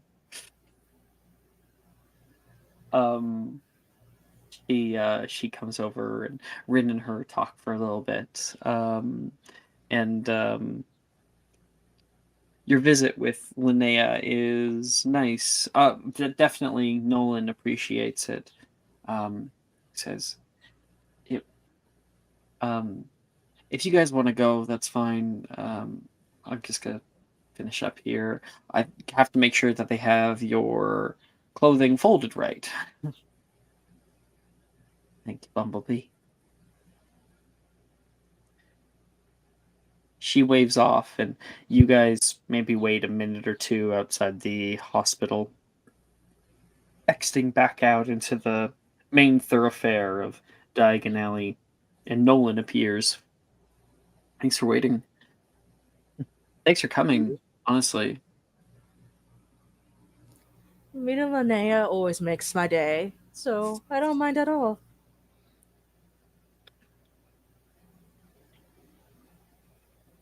Did you guys hear anything from Morgan? Is she meeting us? I'm not too sure. I don't think I got any information from her. Yeah, I'm not sure. How would you even like confirm mail delivery? Also, like, she might be dealing with the Wilford thing. We haven't heard from Wilford either. Yeah, I'm worried about the both of them. Meredith, what are you doing? I mean, not Meredith, Morgan.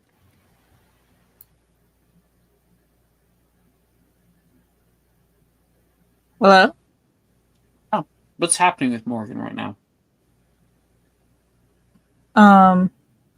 I mean, it is sort of a toss up, I guess. Like, she would have had to have gone back home, and she would have eventually had to figure out what her punishment was, if anything. So she'd either be dealing with that, or if provided her punishment is of a certain quality, she could be dealing with the Wilford thing.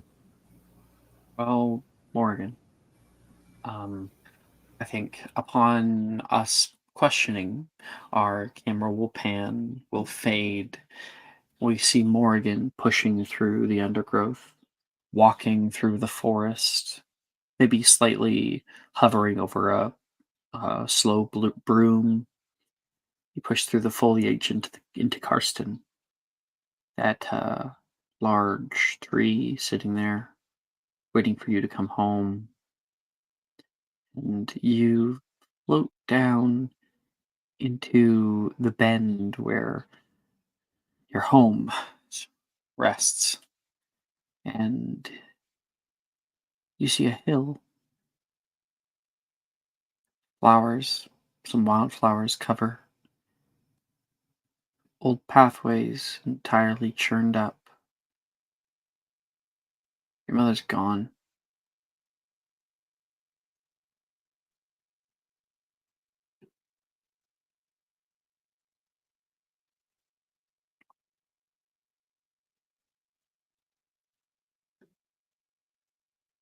Am I able to tell where she went?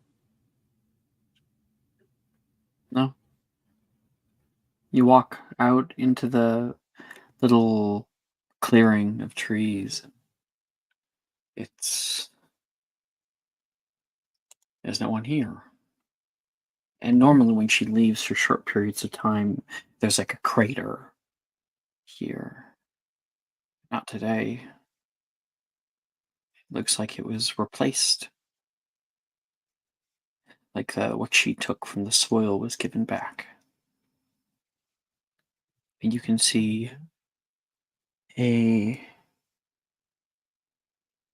getting a call, 1 second.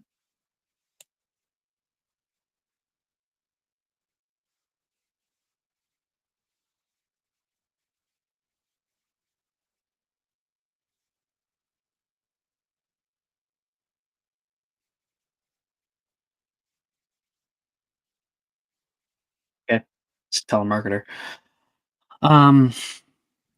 You can see a note that is bound up with cord left at the top of the hill.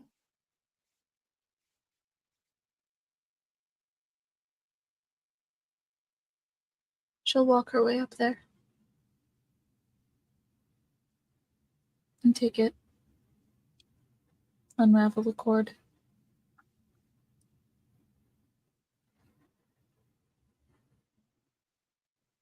To my little Morrigan. Times change, don't they? It's been a long time since I've left any human into my home, into my heart. Know that I have loved you. I know not what happened for um, you to find out about it all. But I assure you, I'm only doing what's best. Over the past few years, I have seen you change. I've seen you and had to sit by as I watch you make the wrong decisions. You are becoming more like them. So much so that you no longer trust me. I respect you for it. Perhaps too much. You will not find your home here. Not unless you wish to make your own. School should house you just fine. But I believe in the end, you have chosen. You have found out who you are.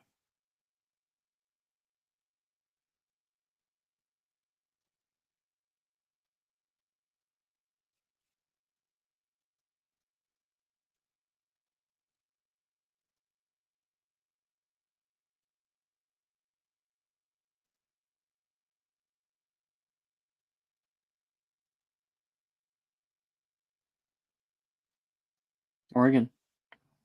Mm-hmm.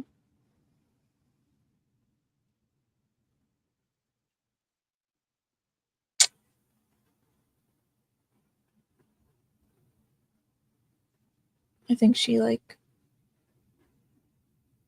slides the note into her pocket.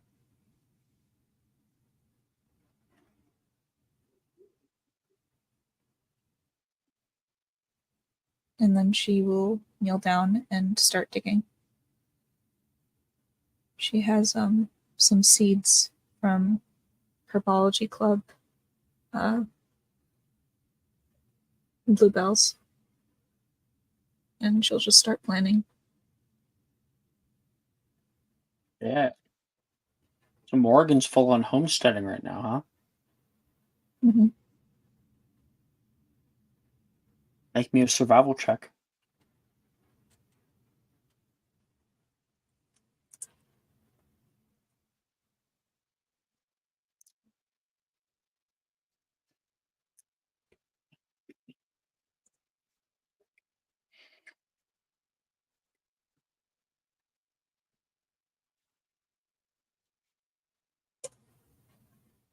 It's 25. Everything that your mother is giving you or taking away from you, this is a big change. But she can't take away what you've learned. You start on the garden because you know you'll need food, something that's more on a schedule. You start by using Defodio, hollowing out the hills slightly, creating a smaller lean-to. Live out there for a few days. And you use reclaimed wood, moss, peat, and begin working on a home all of your own. Um, Why don't you give us what that home ends up looking like? What if Morgan was making her own place, what would it be like? I think it's very similar in the style, or at least like the of the floor plan from the house that she had been living in. Obviously, much more ramshackle and not at all as detailed. Are you gonna plant a Um, tree at the top? If she can, she'll try to walk out If into you the have like forest. a regerminating potion, then you can grow that tree Yeah. pretty quickly. Mm-hmm. She'll try to. What it ends up looking like is like a very small, also weirdly like short, kind of squat hut. A part of it dug out like into the hill.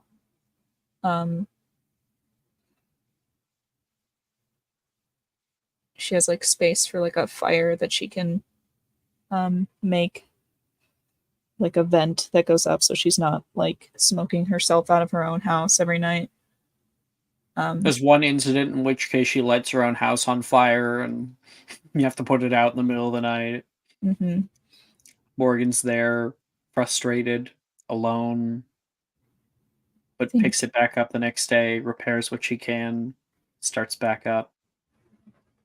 I think in like her heart, I think in her head she understands that she can do this. She has the skills. She understands how to do this. In her heart, she doesn't want to, and she's hoping her mom shows back up. She just wants her mom.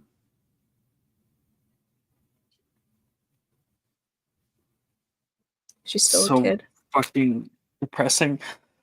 Ah!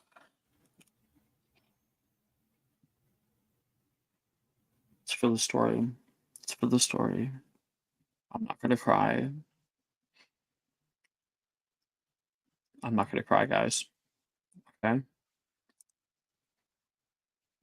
I put mascara and eyeliner on, so like I'm determined I can't. So you might as well do it for me. You're not allowed. I'm not allowed because then I have to reapply, and it's a whole production. Did Raven pull tarot cards? We got the Wheel of Fortune, the Hermit, Morrigan, Judgment, and the Tower. Damn. Reverse too. Mm-hmm. Oh, there it is. At least she doesn't need permission before she leaves the house.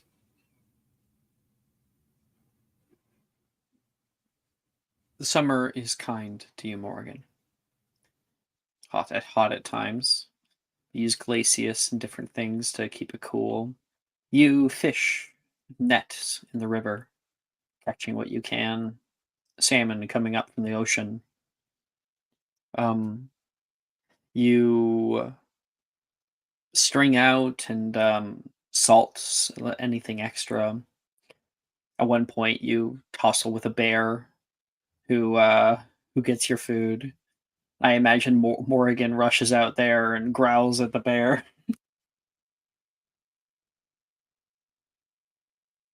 Would you fight a bear, Morgan? Would Morrigan fight a bear? Yeah. She's more content about leaving something out for the bear and like letting it be on its way. But you know, it destroys like a drying rack from you, and what's you can the see it out the saying? window. If it's black, fight back. If it's brown, lie down. Thankfully, there aren't any polar bears. If it's white, die. Yeah. Yeah, essentially. Accept your fate.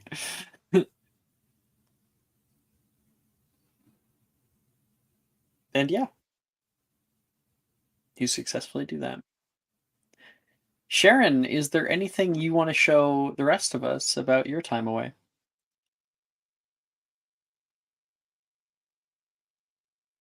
Sorry, meeting. The cheese dog. In and out. Super Soul kind of close. Um,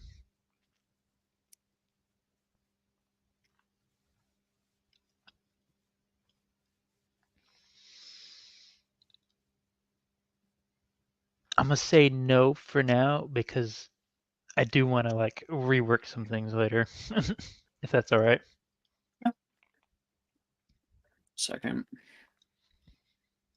All right. Then I have to quickly look at your guys' grades. Saturday morning. Yeehaw. My I think goodness. we did pretty good grades wise. Both Morgan and Callista have all O's. Mhm. I'll post them really quick, I guess. I posted them already. Well, I guess you haven't posted the updated for year 4 season. I almost said season Yeah. 2. Season I mean, same 2. thing. Same thing. Season 2. Season 2. This Electric is season Boogaloo. 2. A Yeah. 14 season show. Maybe Mhm. us. Every semester is one season.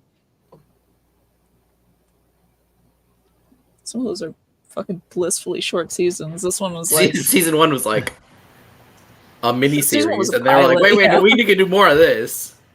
Hey Yeah. guys, this is doing numbers. Let's keep this going. Let's do a plot in the next one. We'll introduce a little plot. Let's see if people come back. And oh shit, people came back. All right, let's go. Let's add shit into the third. Spiders in the third season. Let's go. Let's go, guys. No more school life? Fuck no. Fuck that. What's better than small spiders? Big spiders. Mhm. It just reminds me of the TikTok. It's like, is there anything worse than a R-wordist? Boom, a child. No, Oh my god. You mean Vine? did pretty good. A Vine, pretty good. yeah. A Yeah. child. I really hope you guys know what I'm talking about. Yes, we I'd do. be surprised if anyone here didn't know. Well, Brooke's not here, so seeing Yep. as she didn't recognize a N64 controller, We don't have the baby here anymore.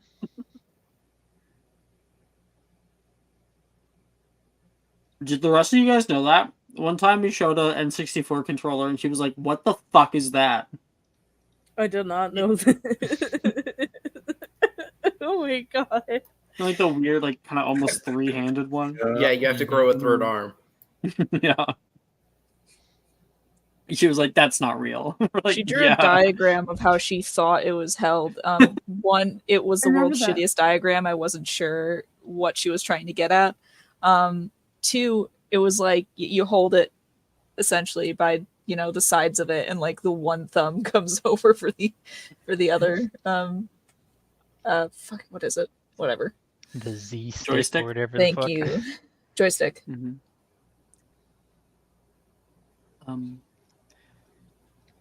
Ooh.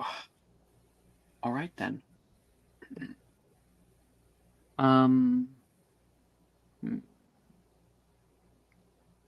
Jen, during the Yes? break, do you end up doing anything about the information that you gleaned from Callista?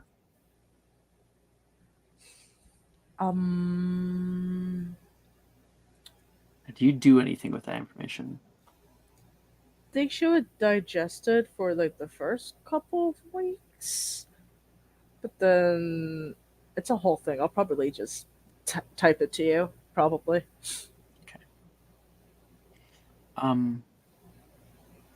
Then if you are after the first few weeks, then I'm gonna do something. Oh god, okay.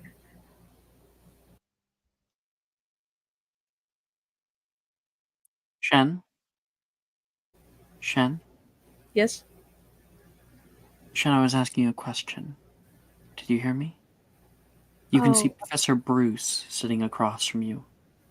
Her right legs are crossed calmly. She's leaned forward, looking out toward you inquisitively. She has a clipboard resting on her thigh. You can hear the silent ticking of a wall clock. Oh, Did you hear me? I'm sorry, I was spacing out for a sec there. Can you repeat it, please? That's quite all right. After difficult circumstances, it's perfectly normal to experience some level of dissociation. I want to know how you've been this past week. I know.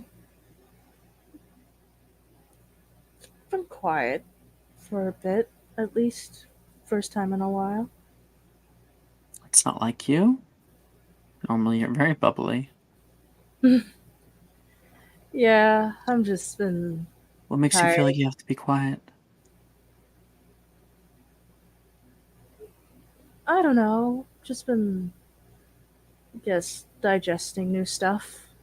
I guess. Is that where it feels safer? Mm-hmm. Yeah. Yeah. When we're thinking about things, they become thoughts rather than a reality in front of us. It can be easier to, what do you say, digest. Yeah. Yeah. You experienced any physical tenseness lately?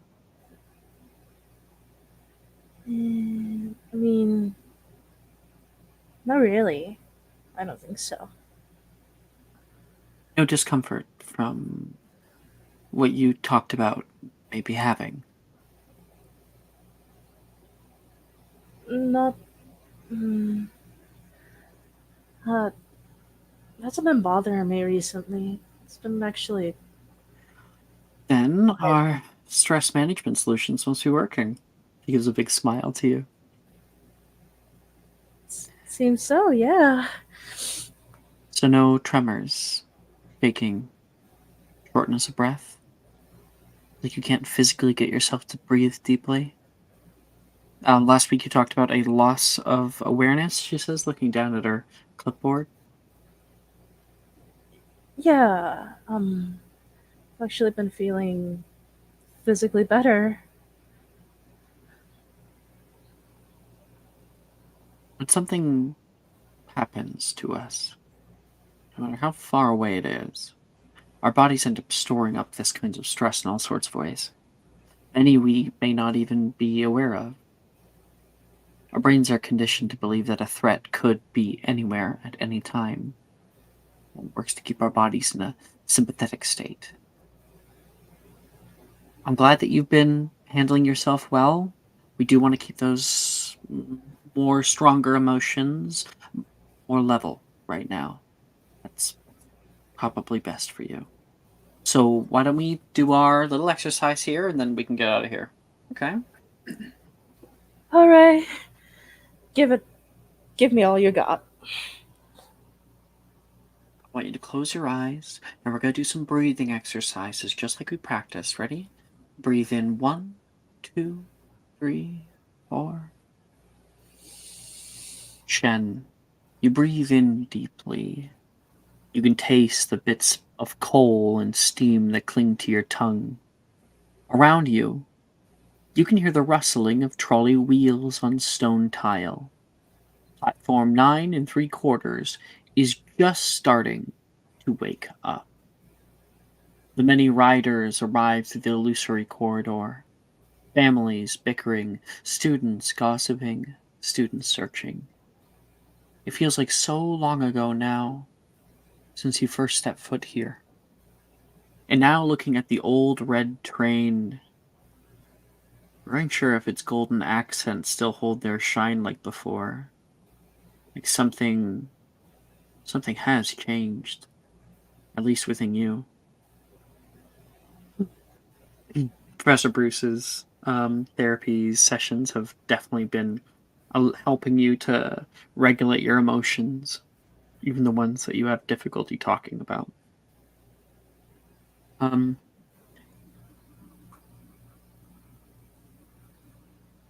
um, Somebody comes by.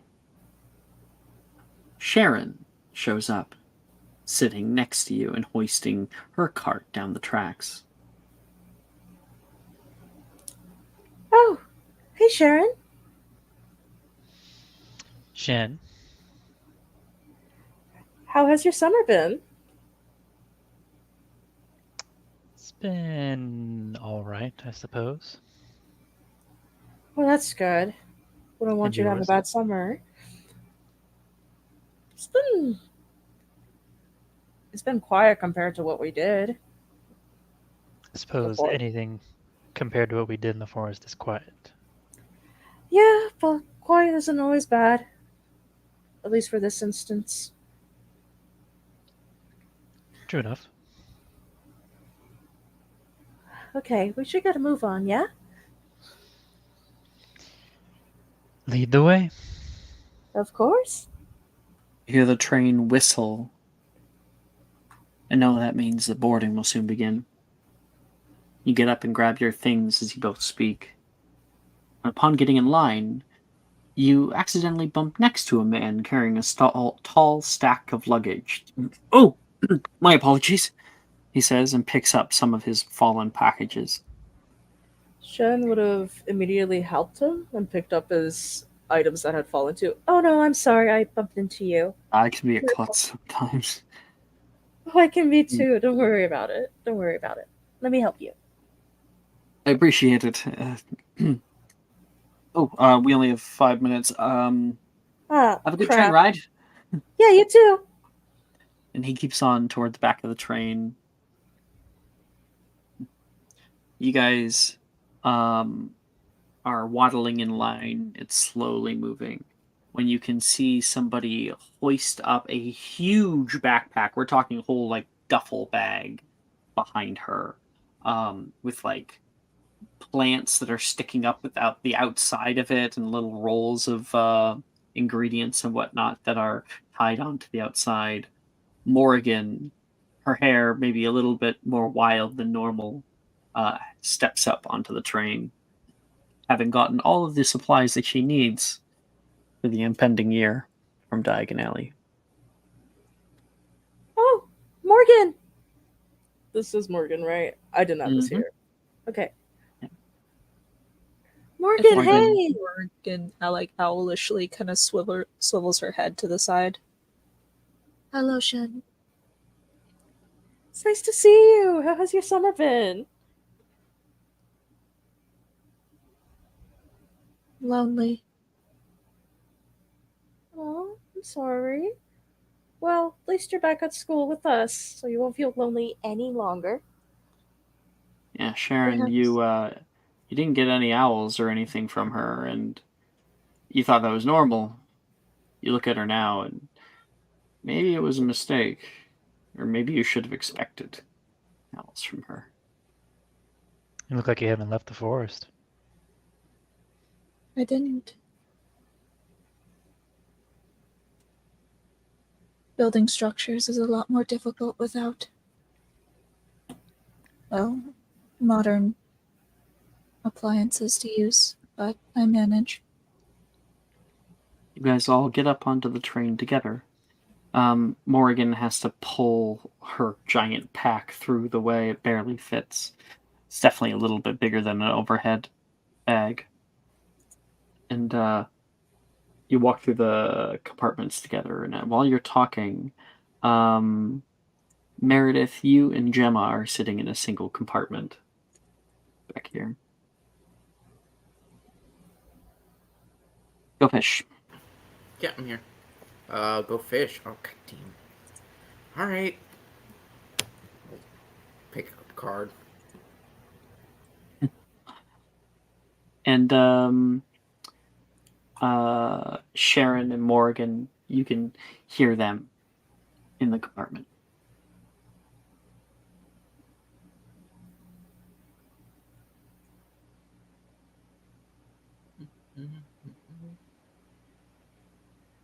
Yes. Do Oh, I what? hear them too, or Yeah, I was just gonna give Sharon and Morgan a chance. okay? Jess, you can go ahead. Wait for my dog to not bark. I was muted. Fuck. You go.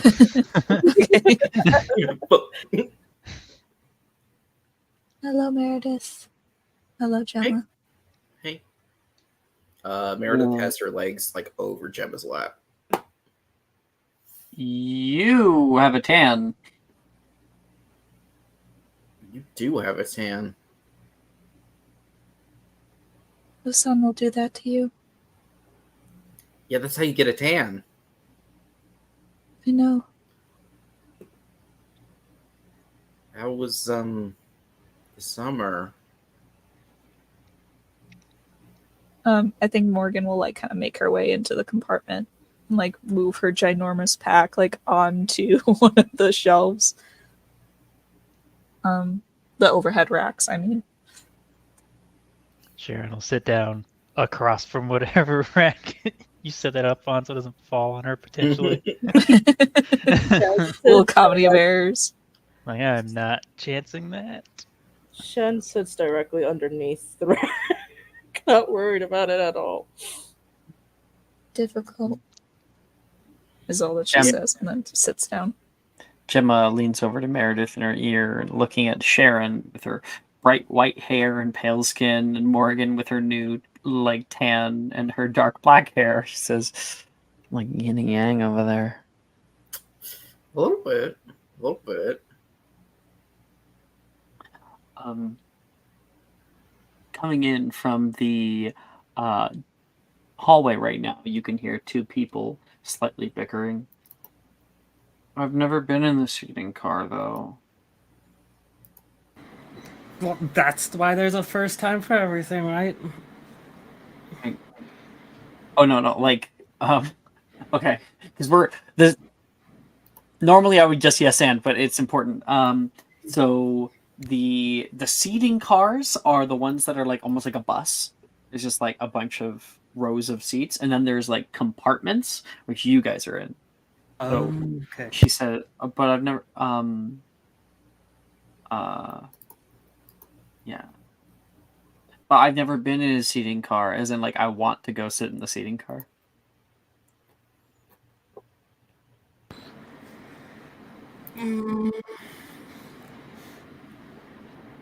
Why don't we? Yeah? You would do that for me?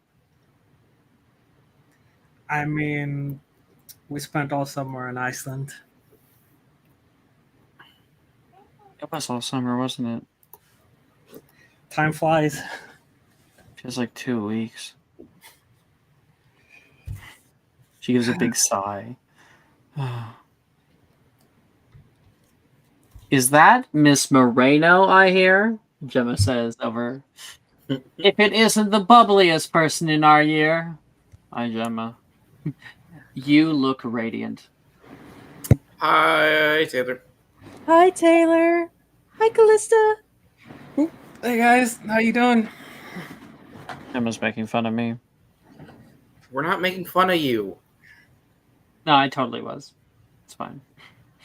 It's like elbow, Gemma. Gemma.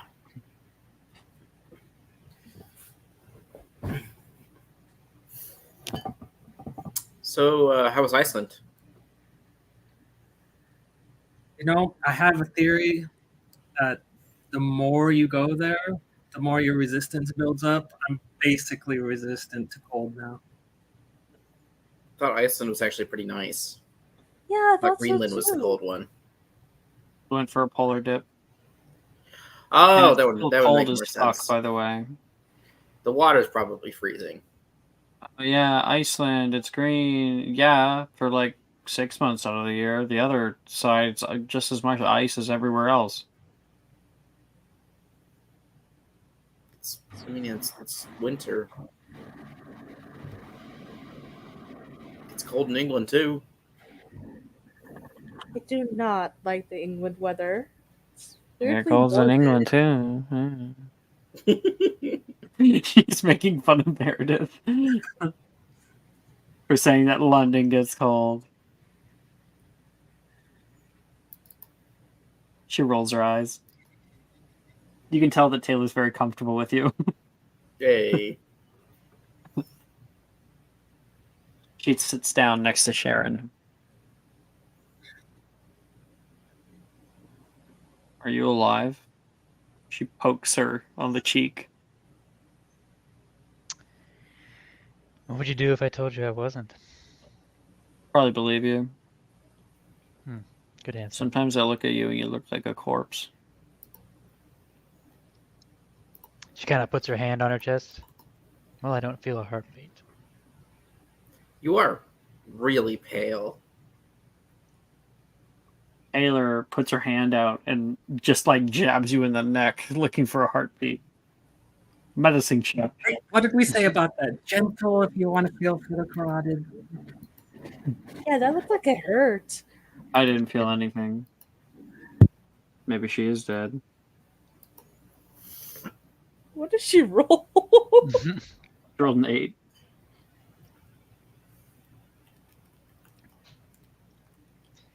Congratulations, you found out my secret. I'm actually dead. I can't believe I've been competing with a ghost this entire time. And now I Most likely a vampire. Oh, that's true. Vampires are cool. I have quite the fangs on me. Maybe you can talk to Drusilla about it. Oh yeah, that's true. Why would you talk to Drusilla? She's a vampire. I don't think. Do we know that in character? I think we know that out of character. We don't know that in character. I think we had to establish this the last time. She's a vampire bat, and like we've seen Will make the joke. Yeah, but we shouldn't. I mean, unless you're also making a joke. I am making a joke. Okay, I didn't. Yeah, sorry, I didn't pick up on it. Drusilla's a vampire? A She's a vampire vampire bat. Thought she was a human. No, she's an animagus. Oh, that's when like humans try to be all weird, try to be like how we are. Yeah. Is that going for you? Gemma doesn't like it when I shed, so It gets all over my hoodies. I'm just keeping my love on you. I don't know what the problem is. I wish you would have told me. I would have done the animagus work with you. Yeah, but I think we had like that awkward thing. Oh, was it during that time? I think so.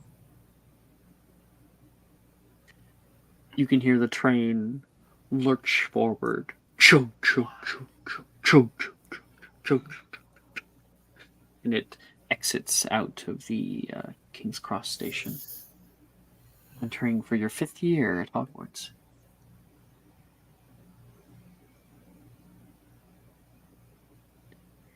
The train moves on into the north of Scotland.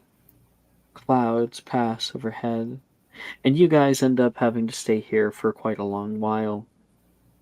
There is odd sounds sometimes. The train creaks in certain ways. And you can see on the left-hand side sparse series of woods pass in and out of view. Viewing them is like looking back on the last few days. I mean, your last few days during the tournament. There was always a lot going on.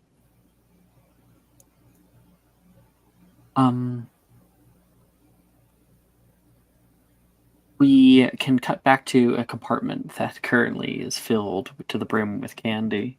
I guess it's important to divvy up 500 galleons evenly amongst players. Mm-hmm. Oh, Sure. are the players getting the spoils, not just the ones that were in? Or is it just among the people who were the winners? So the people who won were the people who got the money properly. Gotcha. But, so probably we're not giving it to the NPCs then. It just makes sense just not to give it to the NPCs. Yeah, both Darcy, Juniper, and Wilfred could all use it for different reasons. Wilfred less so. So could Taylor. So I think they all would want money. So that'd be 7. It would be 71-ish or 72 if you 10. split it up between. It'd be all of 10 them. people total actually. That because if we just like skip Sally and Gemma and Drusilla. Oh, I mean, well, they weren't on that team, so it would be only to exactly. the But team you members. want to pay Morgan and Zenner and Meredith and Will. Yeah. Of course, yeah. So we don't give any I to won't Will take for the money. We got 500 divided by 10. So everybody gets 50 galleons. I won't take any money. Okay, so I'll get 500 divided by 9. And that's 55 galleons and 8 sickles. I mean, hey, it's over $500. Yep. So I'm not mad with that. I'm not mad with that. And so we cut back to a compartment that has candy galore all over.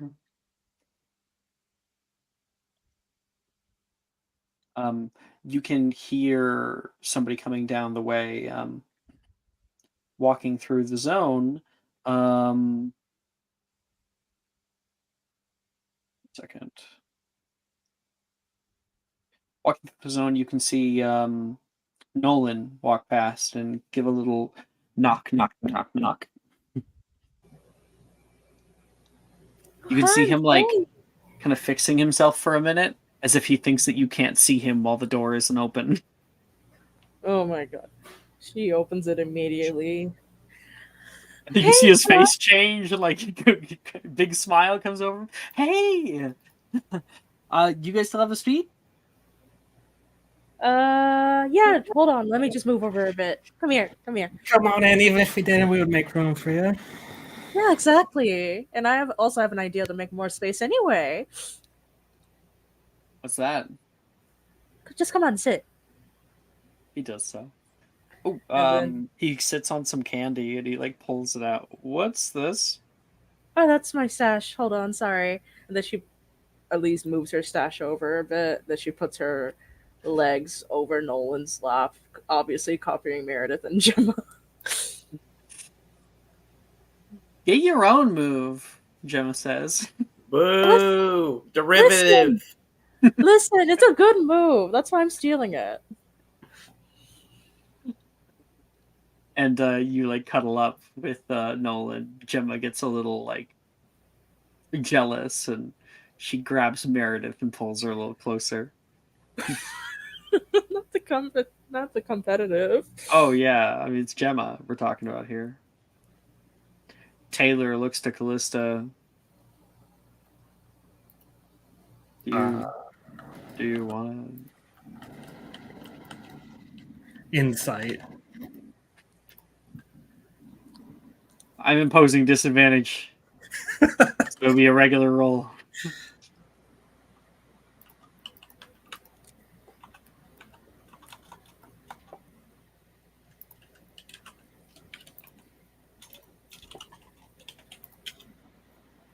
$23. She is not actually asking for it. It's more so like she is thinking about you, and like if you want to be all cute or whatever, that she would like let you, or like she would do it for you. Oh. I mean, if it looks like she'd be comfortable with it, go for it. Yeah. Do you grab her legs and put it over you, or do you put your legs over her? You know what? Yeah, we'll be the bit more aggressive in this one. I suppose. You like scoop up her legs and place them on you like a little blanket, and she looks a little surprised at that, and it settles in, and you feel her shoulder nudge up against yours. No, it's a great move. Everyone's taking my move. I want everyone. rights for this. You all have to pay me to do. You already got your money, though. No. This is I helped with the thing. This is different. All right, Morgan. Now you put your legs in Sharon's lap. I think God. both me and Sharon are in agreement that we would both rather die than have that happen. She kind of like gives like a snap of the finger, like little point to Morgan. Like, yep. Have you guys seen Wilfred? I was hoping you did, or heard from him. I haven't heard from you or Wilfred this entire summer. I Morgan don't looks suppose down. You've gotten any like bad omens about it or anything? No, not me.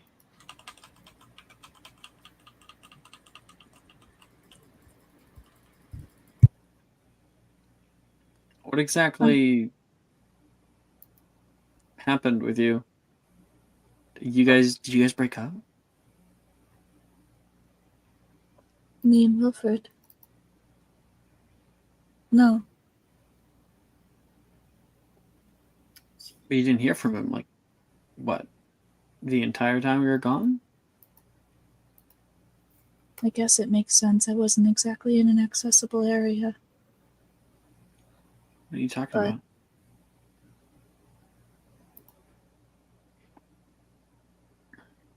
I was, homesteading.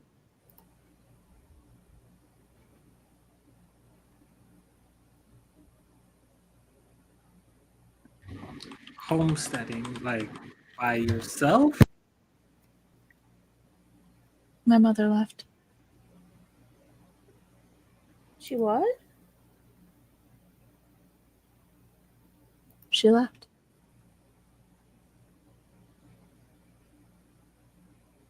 She's gonna be back, right? She was not back all summer. Morgan, I'm sorry.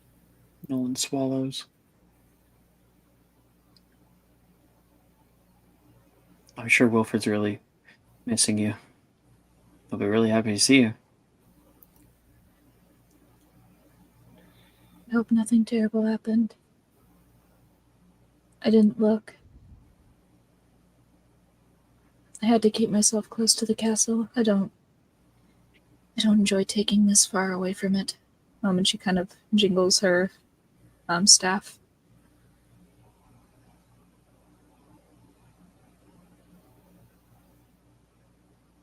I'm also Right. not entirely sure how to get to Gotrik's Hollow, if I'm being perfectly honest. And there aren't exactly people to ask in the Forbidden Forest for directions. You can't apparate yet? Pff, wild. Who said that? Nolan. You can operate? No, but don't let her know that. Oh. Oh yeah, that's really cool. I guess I could have asked the bear. Yeah, the bear on there, yeah. There's a bear? There was a bear. He was an asshole and wanted fish. Maybe he was hungry. So was I. You It's- ate it's the fair. bear? Don't tell me you killed the bear. We came to a mutual agreement. You asked for his tooth, didn't you? No. Alright, You just see like Morgan like take like a little like necklace that looks like it was made of teeth. And she just kind of drops it into her shirt. No. Did you bop him on the nose? I just gave him fish. It was easier. I would have bopped him in the nose, but that wouldn't be good. There's a little knocking on the door. You see Drusilla on the other side. You guys seen Will? Nope. No. I could have sworn he was up, like trying to sweet talk Slughorn or something. I believe it. Alright, thanks anyway. She heads past. Bye, Okay. Drusilla.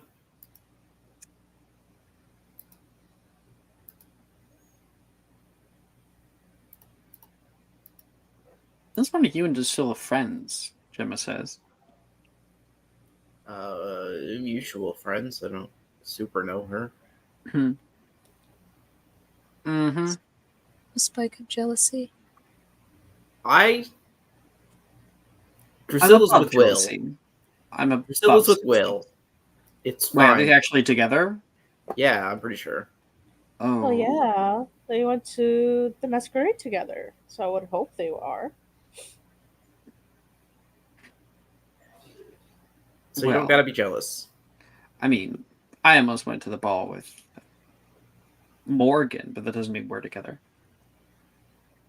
Well, you Yeah, almost we're together. did. You said Don't tell me almost. you all stayed close with your ball dates. Like everybody? 100%? Shed I didn't slowly have- looked at Nolan. I didn't have a ball date, so no. We kind of end. Didn't you end that night with her, though? Yeah, I did. Okay, you didn't start with a ball date, but that doesn't mean you Yeah, didn't but- end with one. We're still together, so it's not weird. Yeah, but everybody? Like, what, Sharon, I saw you dancing with Janice.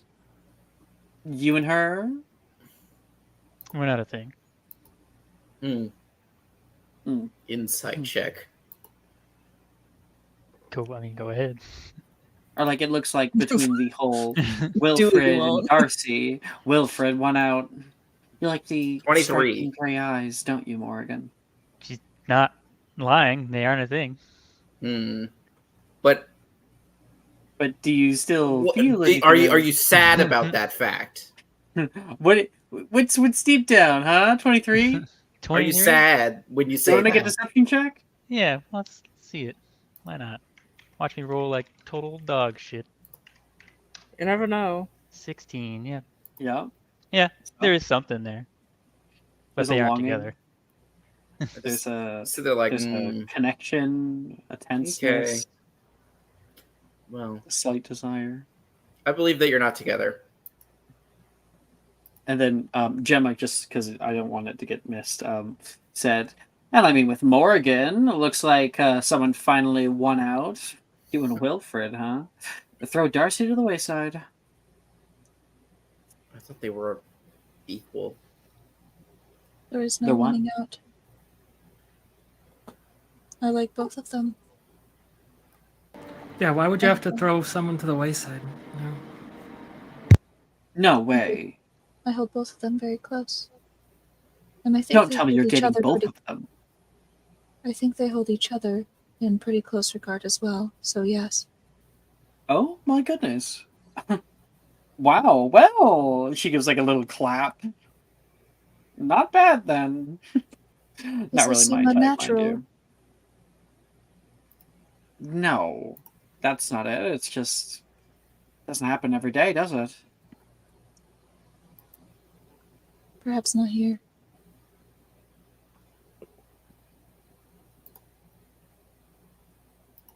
And you have like a little look. Yeah, lightning struck twice. Yeah. Yeah. And Nolan says, well, Morgan's not the only one. What?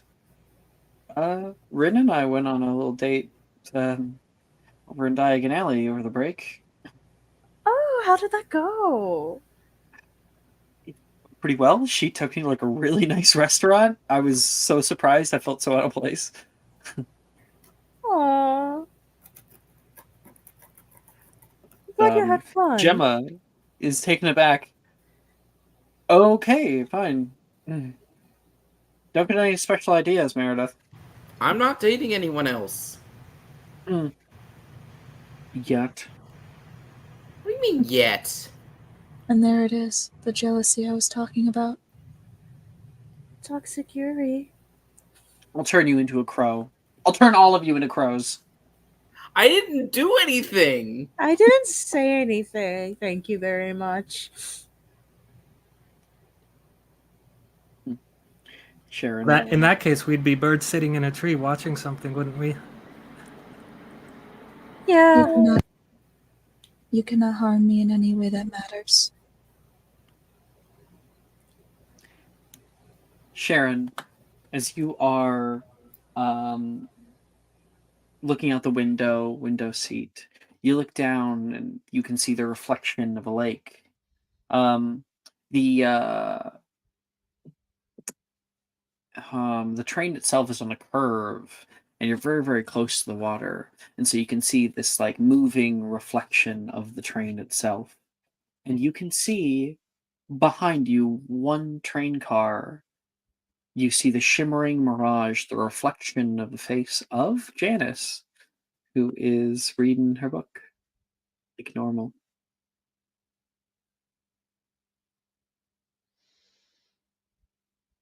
Hmm. Literally on the other side of the wall.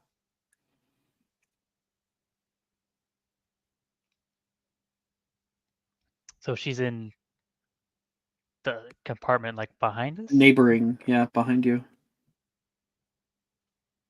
Just behind your back. Can I just want to like pound the wall just right behind me. Hmm. Just really loudly.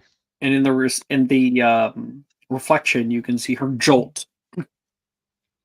And you get a bang back. Hey, quiet down back there. Another bang. Fucking kidding me? She grabs her things. And she comes angrily spinning around the corner and hand on the glass. Hey, like, what are you guys playing? Oh shit! What are you guys playing kickball back here? Huh? Well, Sharon. Mm-hmm. It was all Sharon. Right, all me.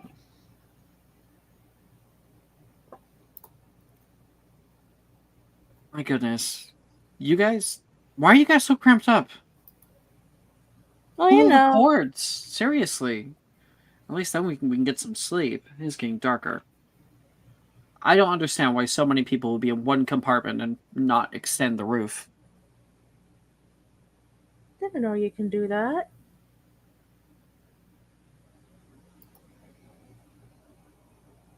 Janice peeks in, looks around the cord. Yeah, right here. She pulls it for you. There's a heavy click, and you watch as the ceiling above you unfolds like a telescope. Boom, boom, boom, boom. And plopping down is a ladder and rows of alternating bunk beds. Ooh, okay. Learn something new every day. You can hear up high a thud. Ow!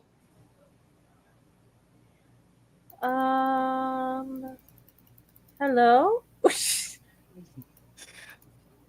Can I climb up? Yeah. Morgan, you open up the top hatch. And funny enough, you are flush with the ceiling of the train, so it's like an extremist area. And you can see laying flat on the top of the train is Wilfred. His wind fluttering through his hair. Oh, hey, can I come in? What? She like grabs They say him yes. and pulls him in. He flops down into the main area. Whoa! What are you doing here?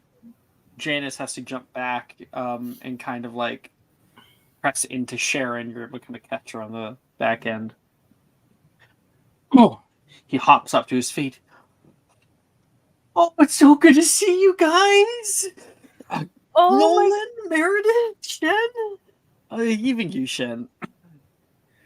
Oh my god, if we weren't in the compartment right now, we could so kick your ass right now. Oh. Like, you see you throw it down, he says with a like boxing glove. Oh, Janice, you're hanging out here. Since when are you invited? Fuck off, Wilfred. Oh my god. What were you And, doing up there? Well, He turns to Morgan. I'm so sorry I wasn't able to get back to any of your letters. what happened? My dad, he stopped my entire mail system. I haven't even gotten them yet. I haven't read a single one. So What were you doing at the top of the train? that is a slightly longer story. He definitely got the time. They got the bunk beds out. These are my favorite part. He hops up into one of them. All right, then. Story time. And he tells you all about going home. About when he got home, his mom and dad were waiting in the dining room, sitting there, the newspaper in front of him.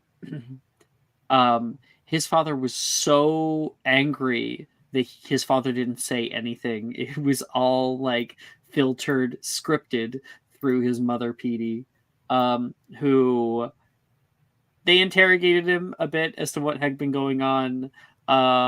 He tried to play innocent. It did not go well because his father is no idiot. His dad eventually did break his silence, very, very angrily, did yell at him, which doesn't happen too often. And they grounded him harder than they ever have before. We're talking Fort Knox. He was given food. He may as well have been in prison. And Wilfred says that there's probably like 45 minutes of talking about this story, and then he says, and then I ended up here. How'd you end up Wilfred? on the roof? Sorry, Jess, go on. He really hoped that you would have forgotten about that part by now. If they grounded you so severely,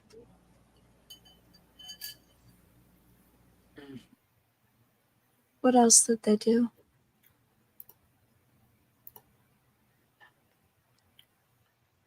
It was up in the air for a little while. I didn't know exactly how it would go. My dad and I had an argument last week, and he said he was sending off a letter today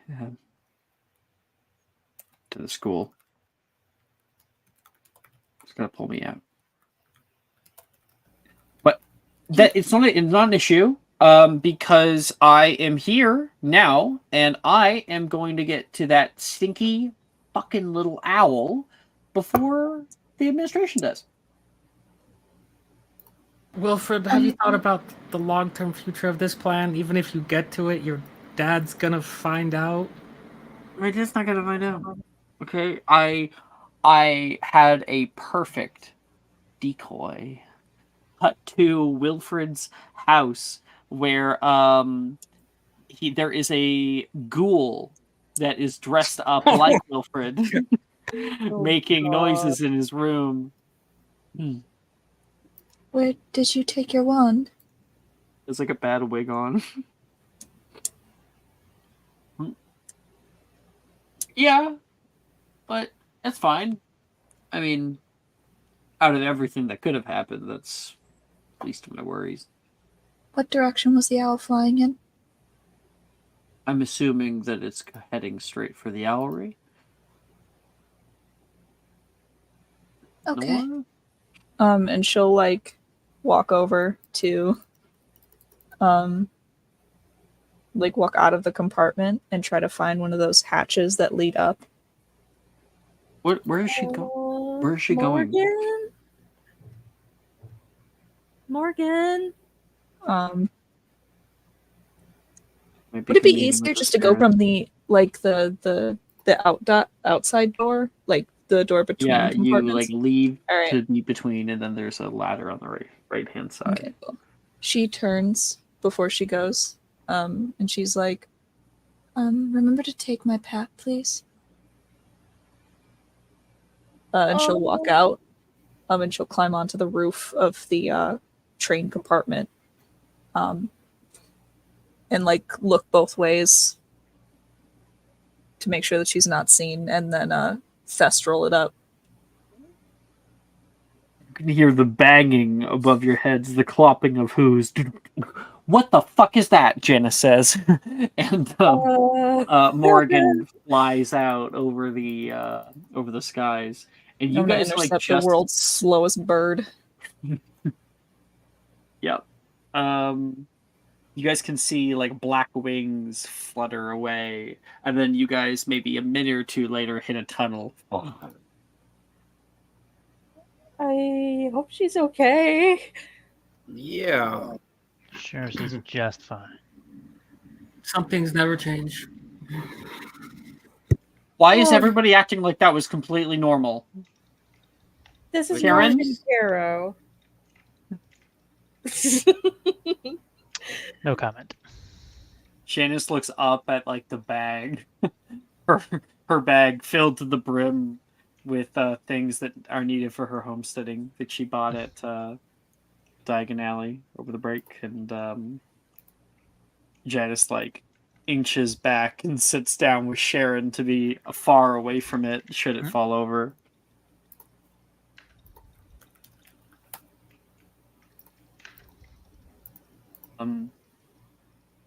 There's as you guys enjoy the rest of your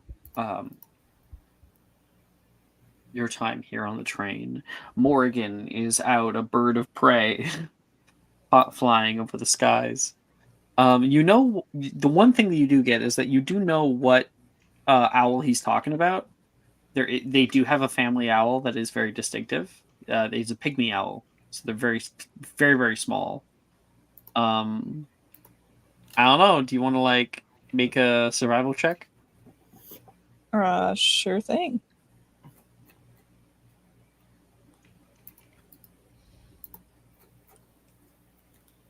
Sorry, someone was asking for a clock. You're good. Survival.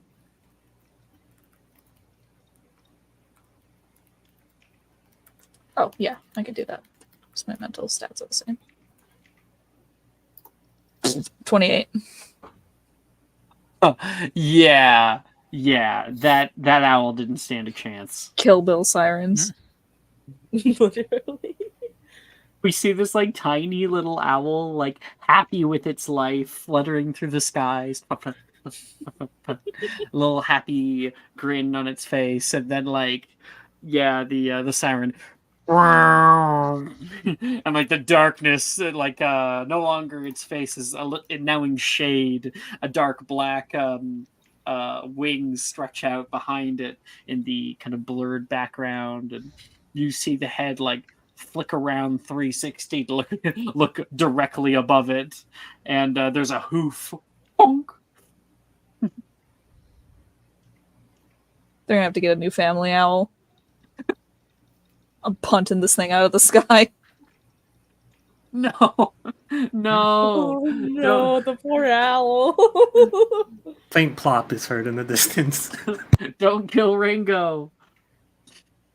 His name is Ringo. You know what to do, Morgan. Do it. You know what to do. Do it. No, probably she probably wouldn't kill the thing. She would want to get it out of the sky so she can rip the freaking thing off of it. Yeah.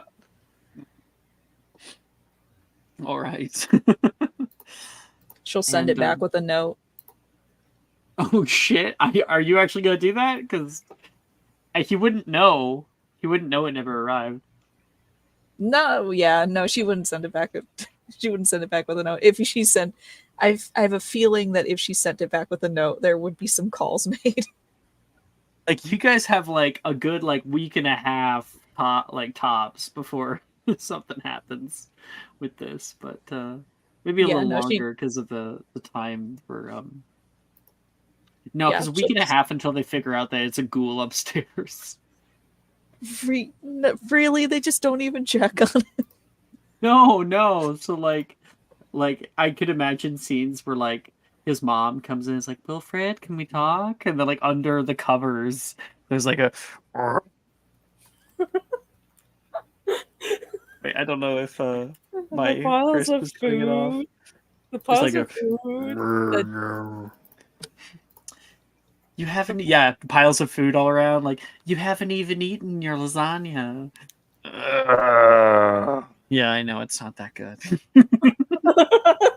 Full-on conversation. It's like, what a fucking conversation.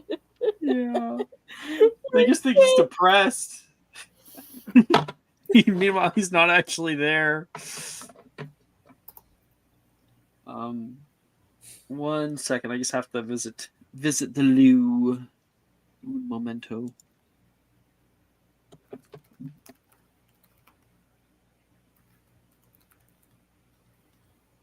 He hit intermission. I wonder if he hit mute.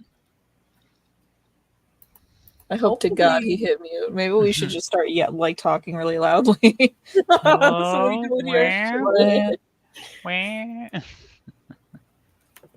Honk, honk. Honk honk.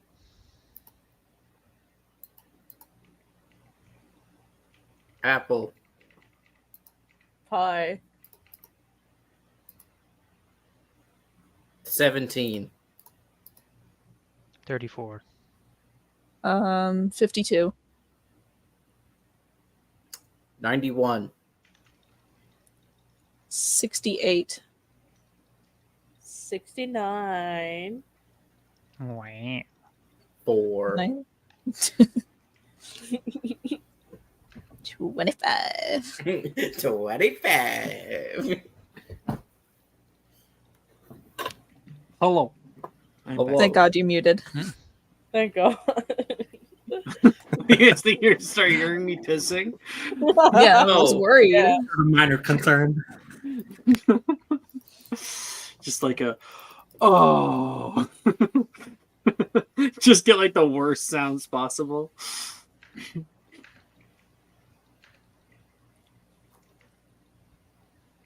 Okay, sorry. You're good. Turn on crisp here. Okay. Yeah, you guys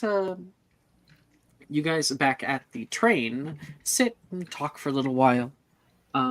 Janice shows you her newest book. She's really excited for the 5th year curriculum, and she sees a experimental runic work. Some people up in Norway are trying to create a new runic language for more complicated technocraft, and she just goes off about that for like an hour.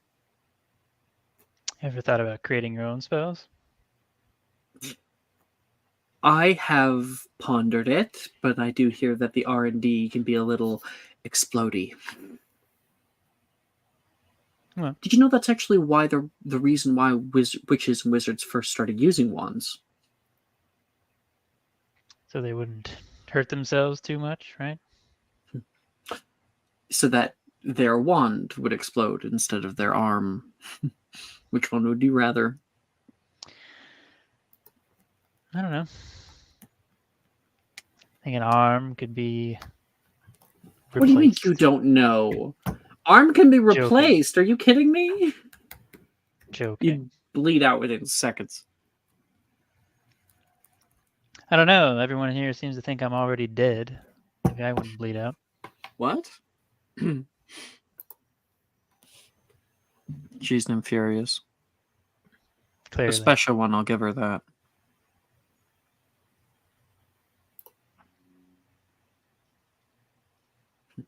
And you can hear an odd noise, Callista. You hear...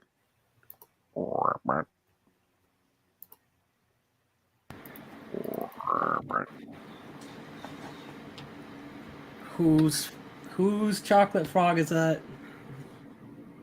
Did we even get any? Did you get some, Meredith? No. Yeah, I didn't get any either. Where is Did you, Karen? Where's the noise coming from? Make a survival check. See if you can find her.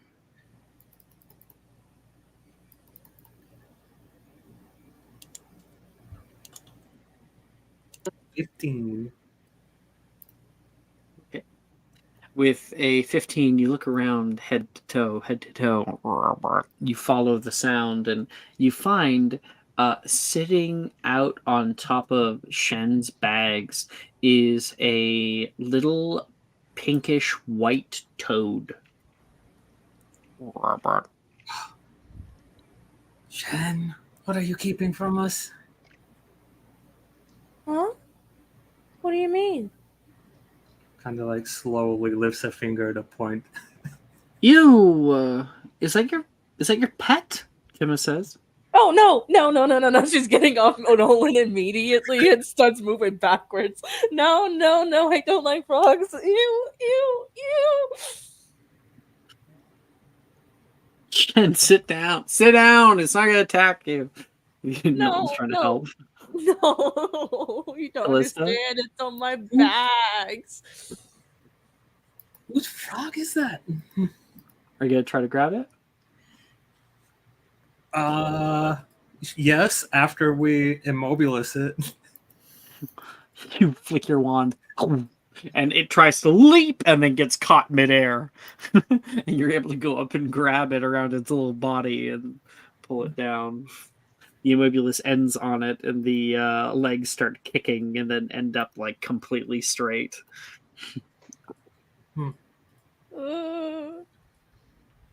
What's it saying, Taylor? Frogs are weird. Whenever I try to talk to frogs, it's difficult. It's like they have like a different regional accent because they're not fully aquatic. And she opens up like her throat, and you can hear her speak frog. Grabber. You can hear a sound back. I think she said that she got knocked out of someone's bag and now she's lost. Frog You can from home. immediately hear the sound of the train car opening and closing. Yeah. We'll get up and kind of look around down the cart. Either that, or she's informing you that she just went wee on your hand. Oh gosh. Ew. We should check that door opening, right? Rosie! That's there the you go. guy that's looking Oh, for dear. her, maybe. You can see an adult man with brown hair and a comfortable red and brown sweater scratch his head, looking down the hall, looking bereft. I guess I'll lean out of the compartment. Anyone missing a frog, toad? I'm not sure. Yeah, me. And walking into the way, he turns in. Rosie comes over and picks it out of Callista's hands. Oh, don't go scaring me like that. You wouldn't be the first one that I lost. Hi. Sorry. Oh, I know you. You were on the train platform. Hi. Who are you? Oh, how rude of me. He puts Rosie into his front breast pocket, and I'm gonna get his art. Oh, you are. Oh yeah. This is gonna Oh, be yeah, do you great. remember? Yeah. Uh-huh. It's so good. Oh, I cannot wait to see. We're Saturday morning.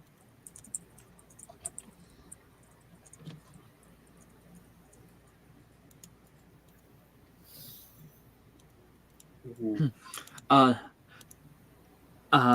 Longbottom, but I guess Professor Longbottom. Professor? Janice acts confused. Oh, right. Professor Sprout did say she was retiring. Indeed, I'll be taking over her position. Any of you guys take herbology? Some. Unfortunately, Wilfred says. Well, hopefully we'll be changing that unfortunately part of it pretty soon. Thank you for finding little Rosie. It must have came off when we bumped into each other. So sorry about that. Not a problem. I think it was more Rosie finding us. What Yeah, was she your gave names? me quite a scare there. What was your names? Callista. Nice to I'm meet you. Shan. Official now? Yes. Janice Averdin. I didn't know about that. She was a very secretive woman. Makes sense as to why she wouldn't tell anybody.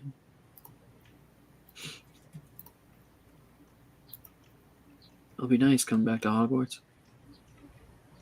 Oh. I remember this place. This train. I used to go on it whenever I went in for a new year. It was something else. You look sort of young. Must have been recent. When did you graduate? Yeah, it wasn't that long ago. I hear that there's actually a younger member of staff, he says, putting his hands in his pockets. Oh, yeah, I suppose Dildro is sort of young. Is that his name? I'll be excited to meet him. He's I'm gonna be honest, he's kind of a little bit of an asshole, but you know. Minerva seems to have good things, but wow, you guys really swear at this age now. It's fine. I just I wasn't expecting it. I mean, we are And of that age, yes. oh, right, like he grew up like a whole generation ago, so he's like, you guys are swearing. Damn. He's like, oh, These are okay. babies. Okay. And then he notices Sharon in the back. I didn't catch your name. Sharon. Sharon Drake. I'm Taylor. Moreno. Rosie went to the bathroom, I think, so you don't have to worry about that. Oh, don't remind me. Oh, I'm sorry. Let me clean up in here. Scorchify. And you can see the entire compartment become as clean as possible. Smelling like a bright summer's day.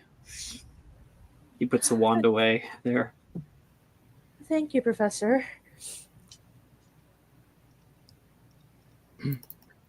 And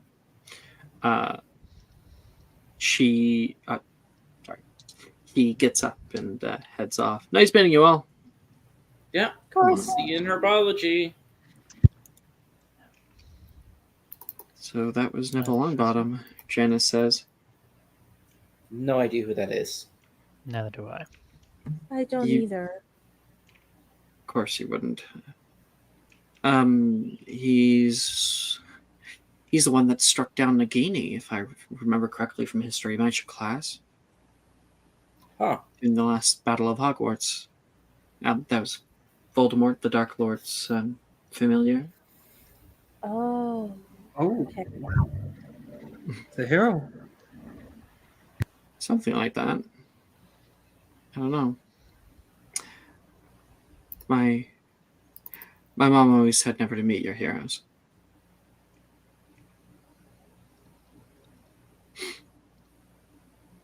He seems very nice. So Yes. He does. She seems a little wistful for a moment. Is everything all right? I'm suddenly just not feeling very well. I think I'm going to return to my compartment. Might be all the people in here. Well, we're over here if you need us. We'll see you later, Janice. Okay? He was super handsome, right? Wilfred says from upstairs. you okay, Wilfred? Yeah. I mean, they've heard the men, I guess. Like, woo! Yeah, I will have to say that. No offense, no one. I don't know whether to take offense or not, so I can't see him. True. The train brakes scream to a halt as you all stop amid the darkened station. You can hear the hissing of the pneumatic brakes letting off steam and the humming of the engine beginning to die down. Hopping off, you can see the man from earlier head up to the carriages with a sort of bewildered nostalgia. And you head up after him, finding a seat and looking out toward Mr. Longbottom, who's currently petting what looks to some of you as thin air. He, of course, can see the Thestrals.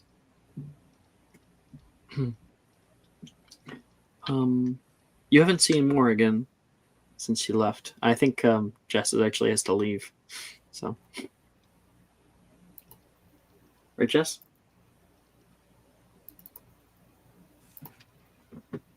She did a BRB. Yeah. So I think she's heading out to her concert soon.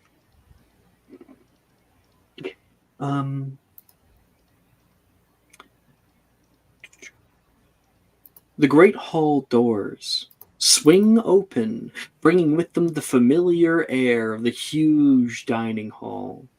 Decorations have been strung up along the walls. Firelight dances atop everyone's heads. You take your seats as the opening ceremonies begin. The headmistress stands proudly, patiently waiting for everyone to settle.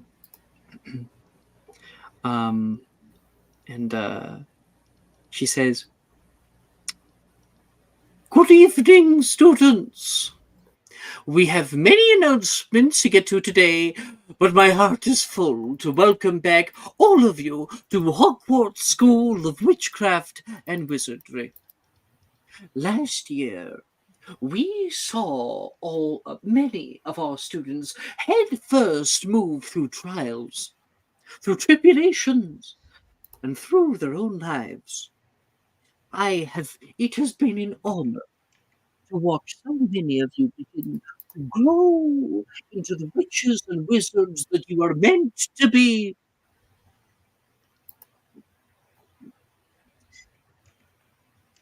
Last year, while wonderful, was a difficult time for few. I want to state publicly that we mourn the loss of the northern village of Peterponumford, which has stood with Hogwarts School for time immemorial. And we share in the troubles and tribulations that we feel in this regard. But we must move forward together, stronger. There is a slight restriction. No student may traverse the grounds farther than 5 kilometers from school center, nor may you head to Hogsmeade. I know many 7th years decide to head off on their own without accompaniment. There is danger on our doorstep. I will not cherry pick that information. You all deserve to know. There have been reports, attacks by the Acromantulan horde. But as long as we stick to this new restriction, everything should be just fine. She gives a reassuring smile. These restrictions are in place to foster greater safety for everyone, and to ensure such safety, we will be,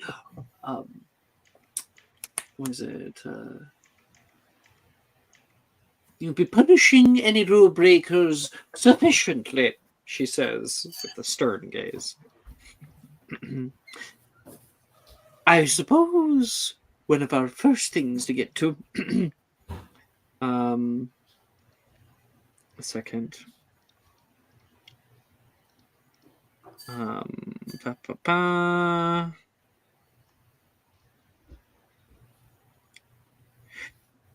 As some of you may already know, Professor Sprout has since retired from her post of herbology. Professor Bruce will be replacing Pomona as head of Hufflepuff House, and you can see Professor Bruce stand up, and people give her a clap as she looks very proud of herself. Have we seen the new art for Professor Bruce?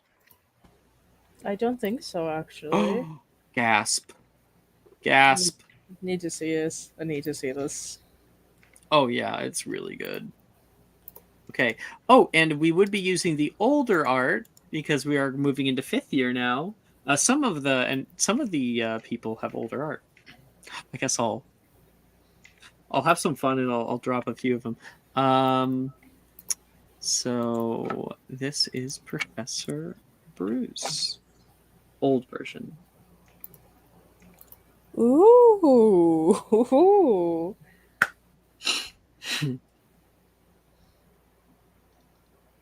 She's so pretty. Reserve your barking. It was funny. I was playing a game and I think someone came up. Oh, no, it was Magnus came up on screen and That was yesterday. Yeah, Jess was in the comments on Twitch. Who was like, "Bark, wolf." I love the I guess gift. it has that effect on people.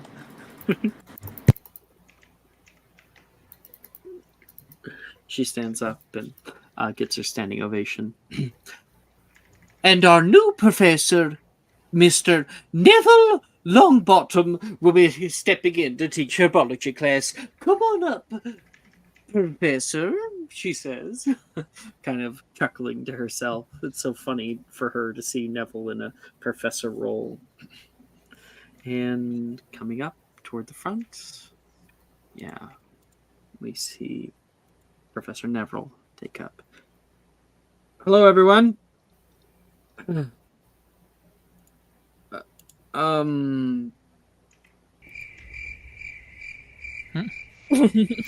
I suppose I'm supposed to say something good. Well, you can hear in the distance a distant cough. I promise that although I may not be the best at public speaking, I will do my utmost best to live up to the boots Professor Sprout has given me. I, like yourselves, spent many hours learning under her guidance. And while I am sad to not have her here, I wish her luck in her retirement. And people give out a little clap for him. Thank you very much, Neville. Oh, Professor Longbottom. Sorry.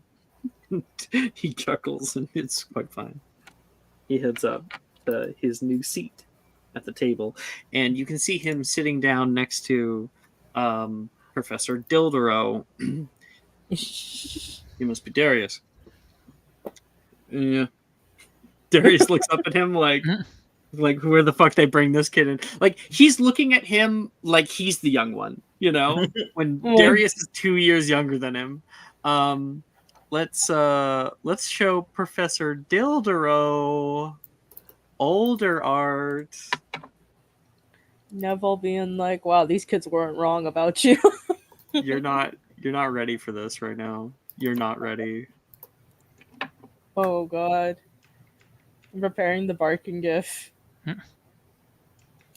Oh. God, This he 5 actually o'clock looks nice. shadow has become a Yeah. proper. He actually looks nice.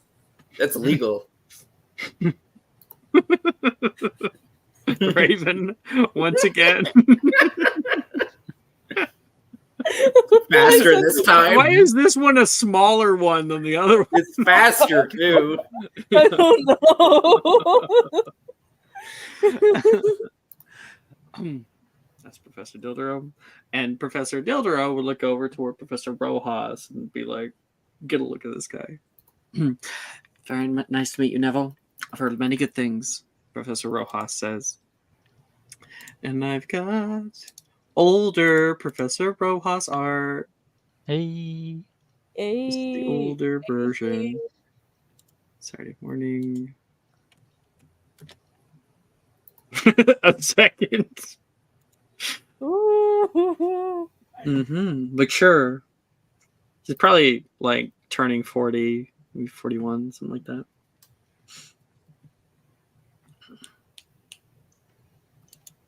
Did I hear snapping? That's me. That was me. Snap.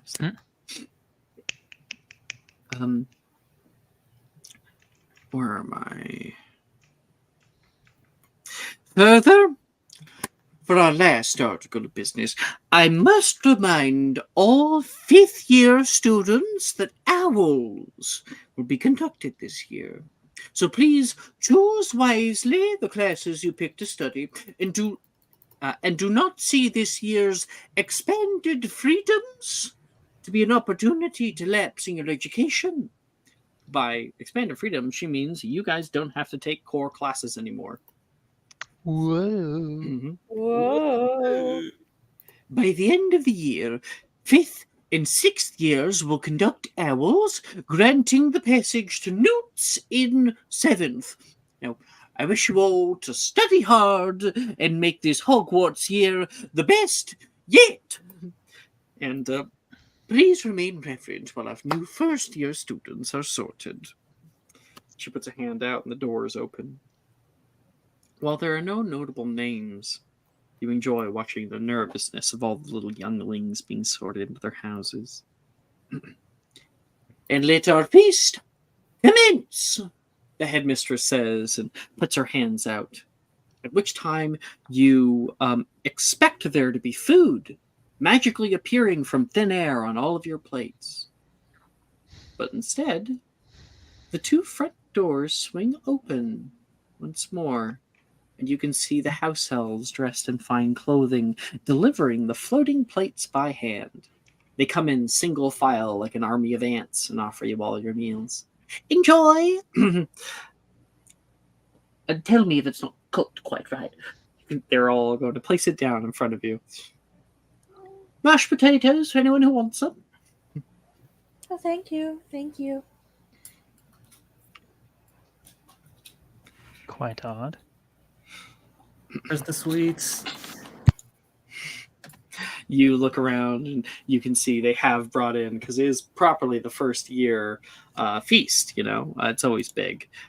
This one maybe is slightly smaller than you remember, but still has desserts. There are red velvet cupcakes, and there is strawberry cheesecake, chocolate lava cake, there's ice creams, there's tiramisu.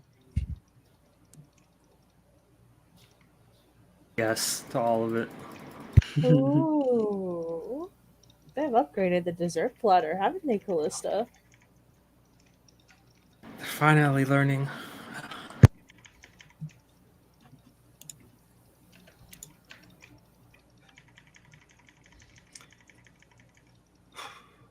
All right.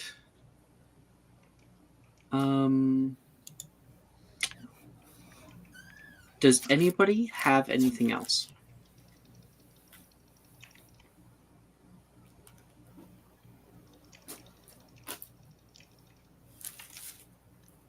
For the feast, I don't. I don't either. Okay. Yeah, no, we're good. Nope. Then I think that is actually where we're going to end it for tonight. Hold on. Can I do something after the feast then? You want to do something after the feast? Yeah, I finally want to. If we have something, yeah, I'll give the time over. Sometimes we go 5 hours and stuff. So, okay, Sharon, you as the feast comes to a close and people are enjoying reconnecting with their friends and everything, first years are put up first to go to their houses, second years, third years, and you're waiting there for a little while until it comes to fifth year, and you can see all of your other comrades getting up and heading off. I'm gonna try and slip away, actually. Just to like a private area. Probably. Probably not hard. Yeah, it's not hard. There's nobody really like watching you, or there's nobody breathing down your neck, really. Mm-hmm. It's very easy. There's no counting happening either. There's no Crazy. There's not a single issue going on right now. We're just, living our best lives out here. Mm-hmm. Fifth year freedom. But I'll go to the second floor girls' bathroom. Or... Ooh. Have you found that? I haven't found the thing yet, but it's just a nice place to get away, because then I can use it also as an excuse of, I was just going to the bathroom. Yeah, totally. Okay, cool. I love it. You head up into the quad. You can see some of the Gryffindors heading off to their houses and whatnot. And there's this one place in Hogwarts that you never see anybody ever. And it's become kind of like a refuge for you whenever you want to have time to yourself. Although there is one little downside. Oh, look who it is. Sharon! Hello, Myrtle. Oh! She flutters nearby. You look practically ghastly. Why, you could join me here. Take that as a compliment. What are you doing? Potions today? Something poisonous? If only it were that simple. Or No. did you just come here to see me? Little old me. Right. No, I'm here to read something, actually. Something I found a little while ago. Haven't had. I found something too. We could be reading buddies. 1 second. She flies off into one of the stalls, and you can see water splash over the top. She reappears underneath one of the stalls and comes like sliding out from underneath, holding onto, just barely, it's just light enough to be held by her, a waterlogged book. Like something somebody threw into a toilet, and she takes it and says, "Such beautiful words, like poetry on a page. I can almost smell the pages." It is Twilight. It's the second book. Mm-hmm. Oh no! I really feel like Bella gets me. Who? You've never read, have you? Not particularly, no. We hear the ha ha ha ha ha play over as a montage of her talking nonstop at Sharon about the newest book, and all about Bella and how she's probably the best written character that she's ever read. Oh my god. Eventually, she goes to return to her toiletries, and she says she'll be right back. you Okay, probably have a little bit of time. If I'm going to read this thing, I better read it now. So I, out of my bag, will pull out a scroll that's locked up with coiling snakes around it. I haven't been able to read since I got it a year ago. Yeah. Okay. Well, the biggest thing, of course, is that it is... Oh, no, you learned how to open it. I did, yes. Yeah, speaking parcel time. You speak the command word toward it, and you can hear that click click, and it opens up for you.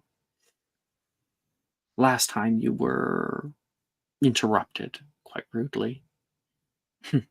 You have probably a little bit of time. Professor Filch is cleaning out the third floor girls' bathroom, and she always accosts him for just as long as she accosts you. Mm-hmm. Inside, you see some very, very odd, slightly unsettling depictions. You can see the image of a sketched man, arms and legs splayed like a corpse, and cut up into sections. You could see members of the body, organs that are relayed all around, and they are marked out with different runes, as well as you can see notes written in some odd tongue that you haven't ever seen before. You keep kind of flipping through because it's like a bunch of papers that have been rolled up together. And you can see very, very complex Eldar Futhark runes. Very complex. It looks like almost this one page you have that's extra long. The lines constantly move off the rest of the pages. There's another one that does the same. Make me an investigation check. Investigation. Okay. It's a 19. Okay. You begin to realize that these pages connect. They're part of like a larger rasterized image and have been sliced down to this nice size in order to get rolled up. Placing them down next to each other, you see a runic ring made out of Eldar Futhark runes and lines that move out from within it. A few that go beyond the bounds of the page, but many that are pulling in toward a center and working as hard as you can to try to line everything up for what you think is the correct configuration. You notice there's something missing. You've been able to make kind of a donut of a square. There is one part of it that is just not there, right in the center. It's quite a large part, too. You see a lot of different rune work that is attaching down into it, and you can see evidence of another ring in interior runic circle.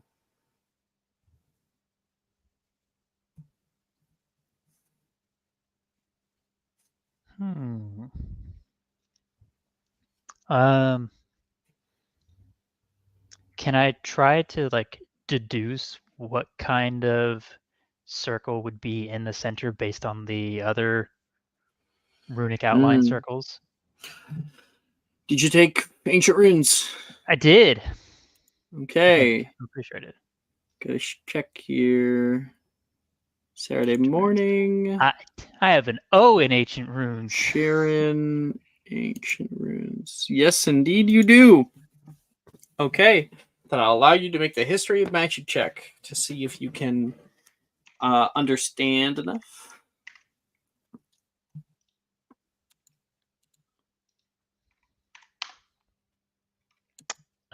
16. It's really, really complex work. Normally, the kinds of stuff that Eldar Futhark works on are simple enchantments, like the bells of the clock tower. They are enchanted with Eldar Futhark. It's just chime at this time, right? Very, very simple. This stuff is beyond what you would have been taught in fourth year. Not only that, you don't know why you wouldn't just use like a more complex language like Gobbledygook or Merlinic. Then again, if this was made by Salazar Slytherin, it's possible he never even had Merlinic. You can see there are there are 4 sections in the outer ring, large circles that look like they're supposed to have some kind of rune inside of them. These would be focal points of whatever ritual this is. And it seems like some kind of ritual, much like how Capacious Extremis is cast using runes, because it's like a permanent enchantment on something. It's likely that with these kinds of runes, whatever you're enchanting is placed in the center.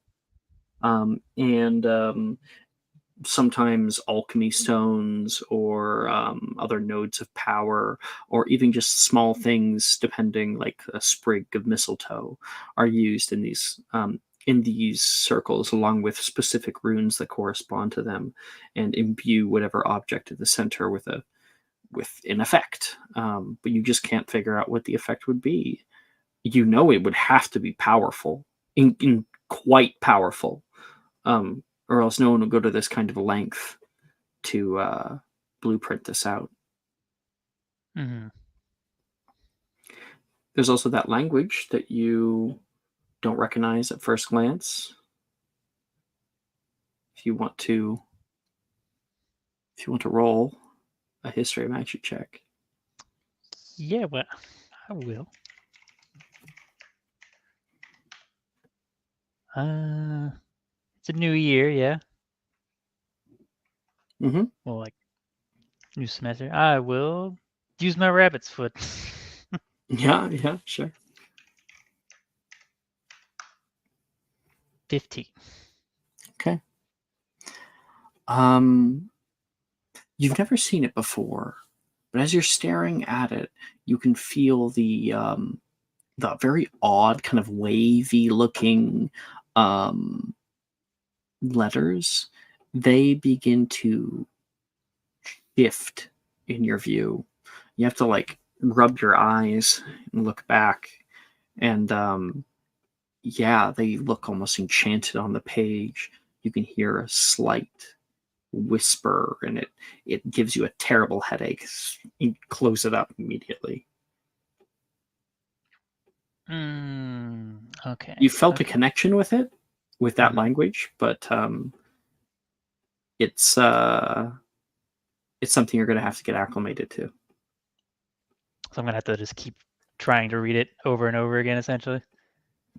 Yeah, which can be done completely out of character. Okay. That will be what I do. And of course, at the bottom of this blueprint on the right-hand side, you can see a signature for Salazar Slytherin. Oh boy. Getting into it. Yeah, you're playing with a story beat that no other game has ever touched on. Let's go.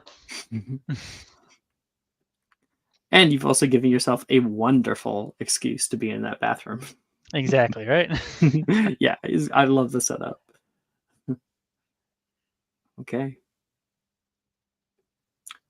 I will once again ask if there's been any changes. Anybody wants anything?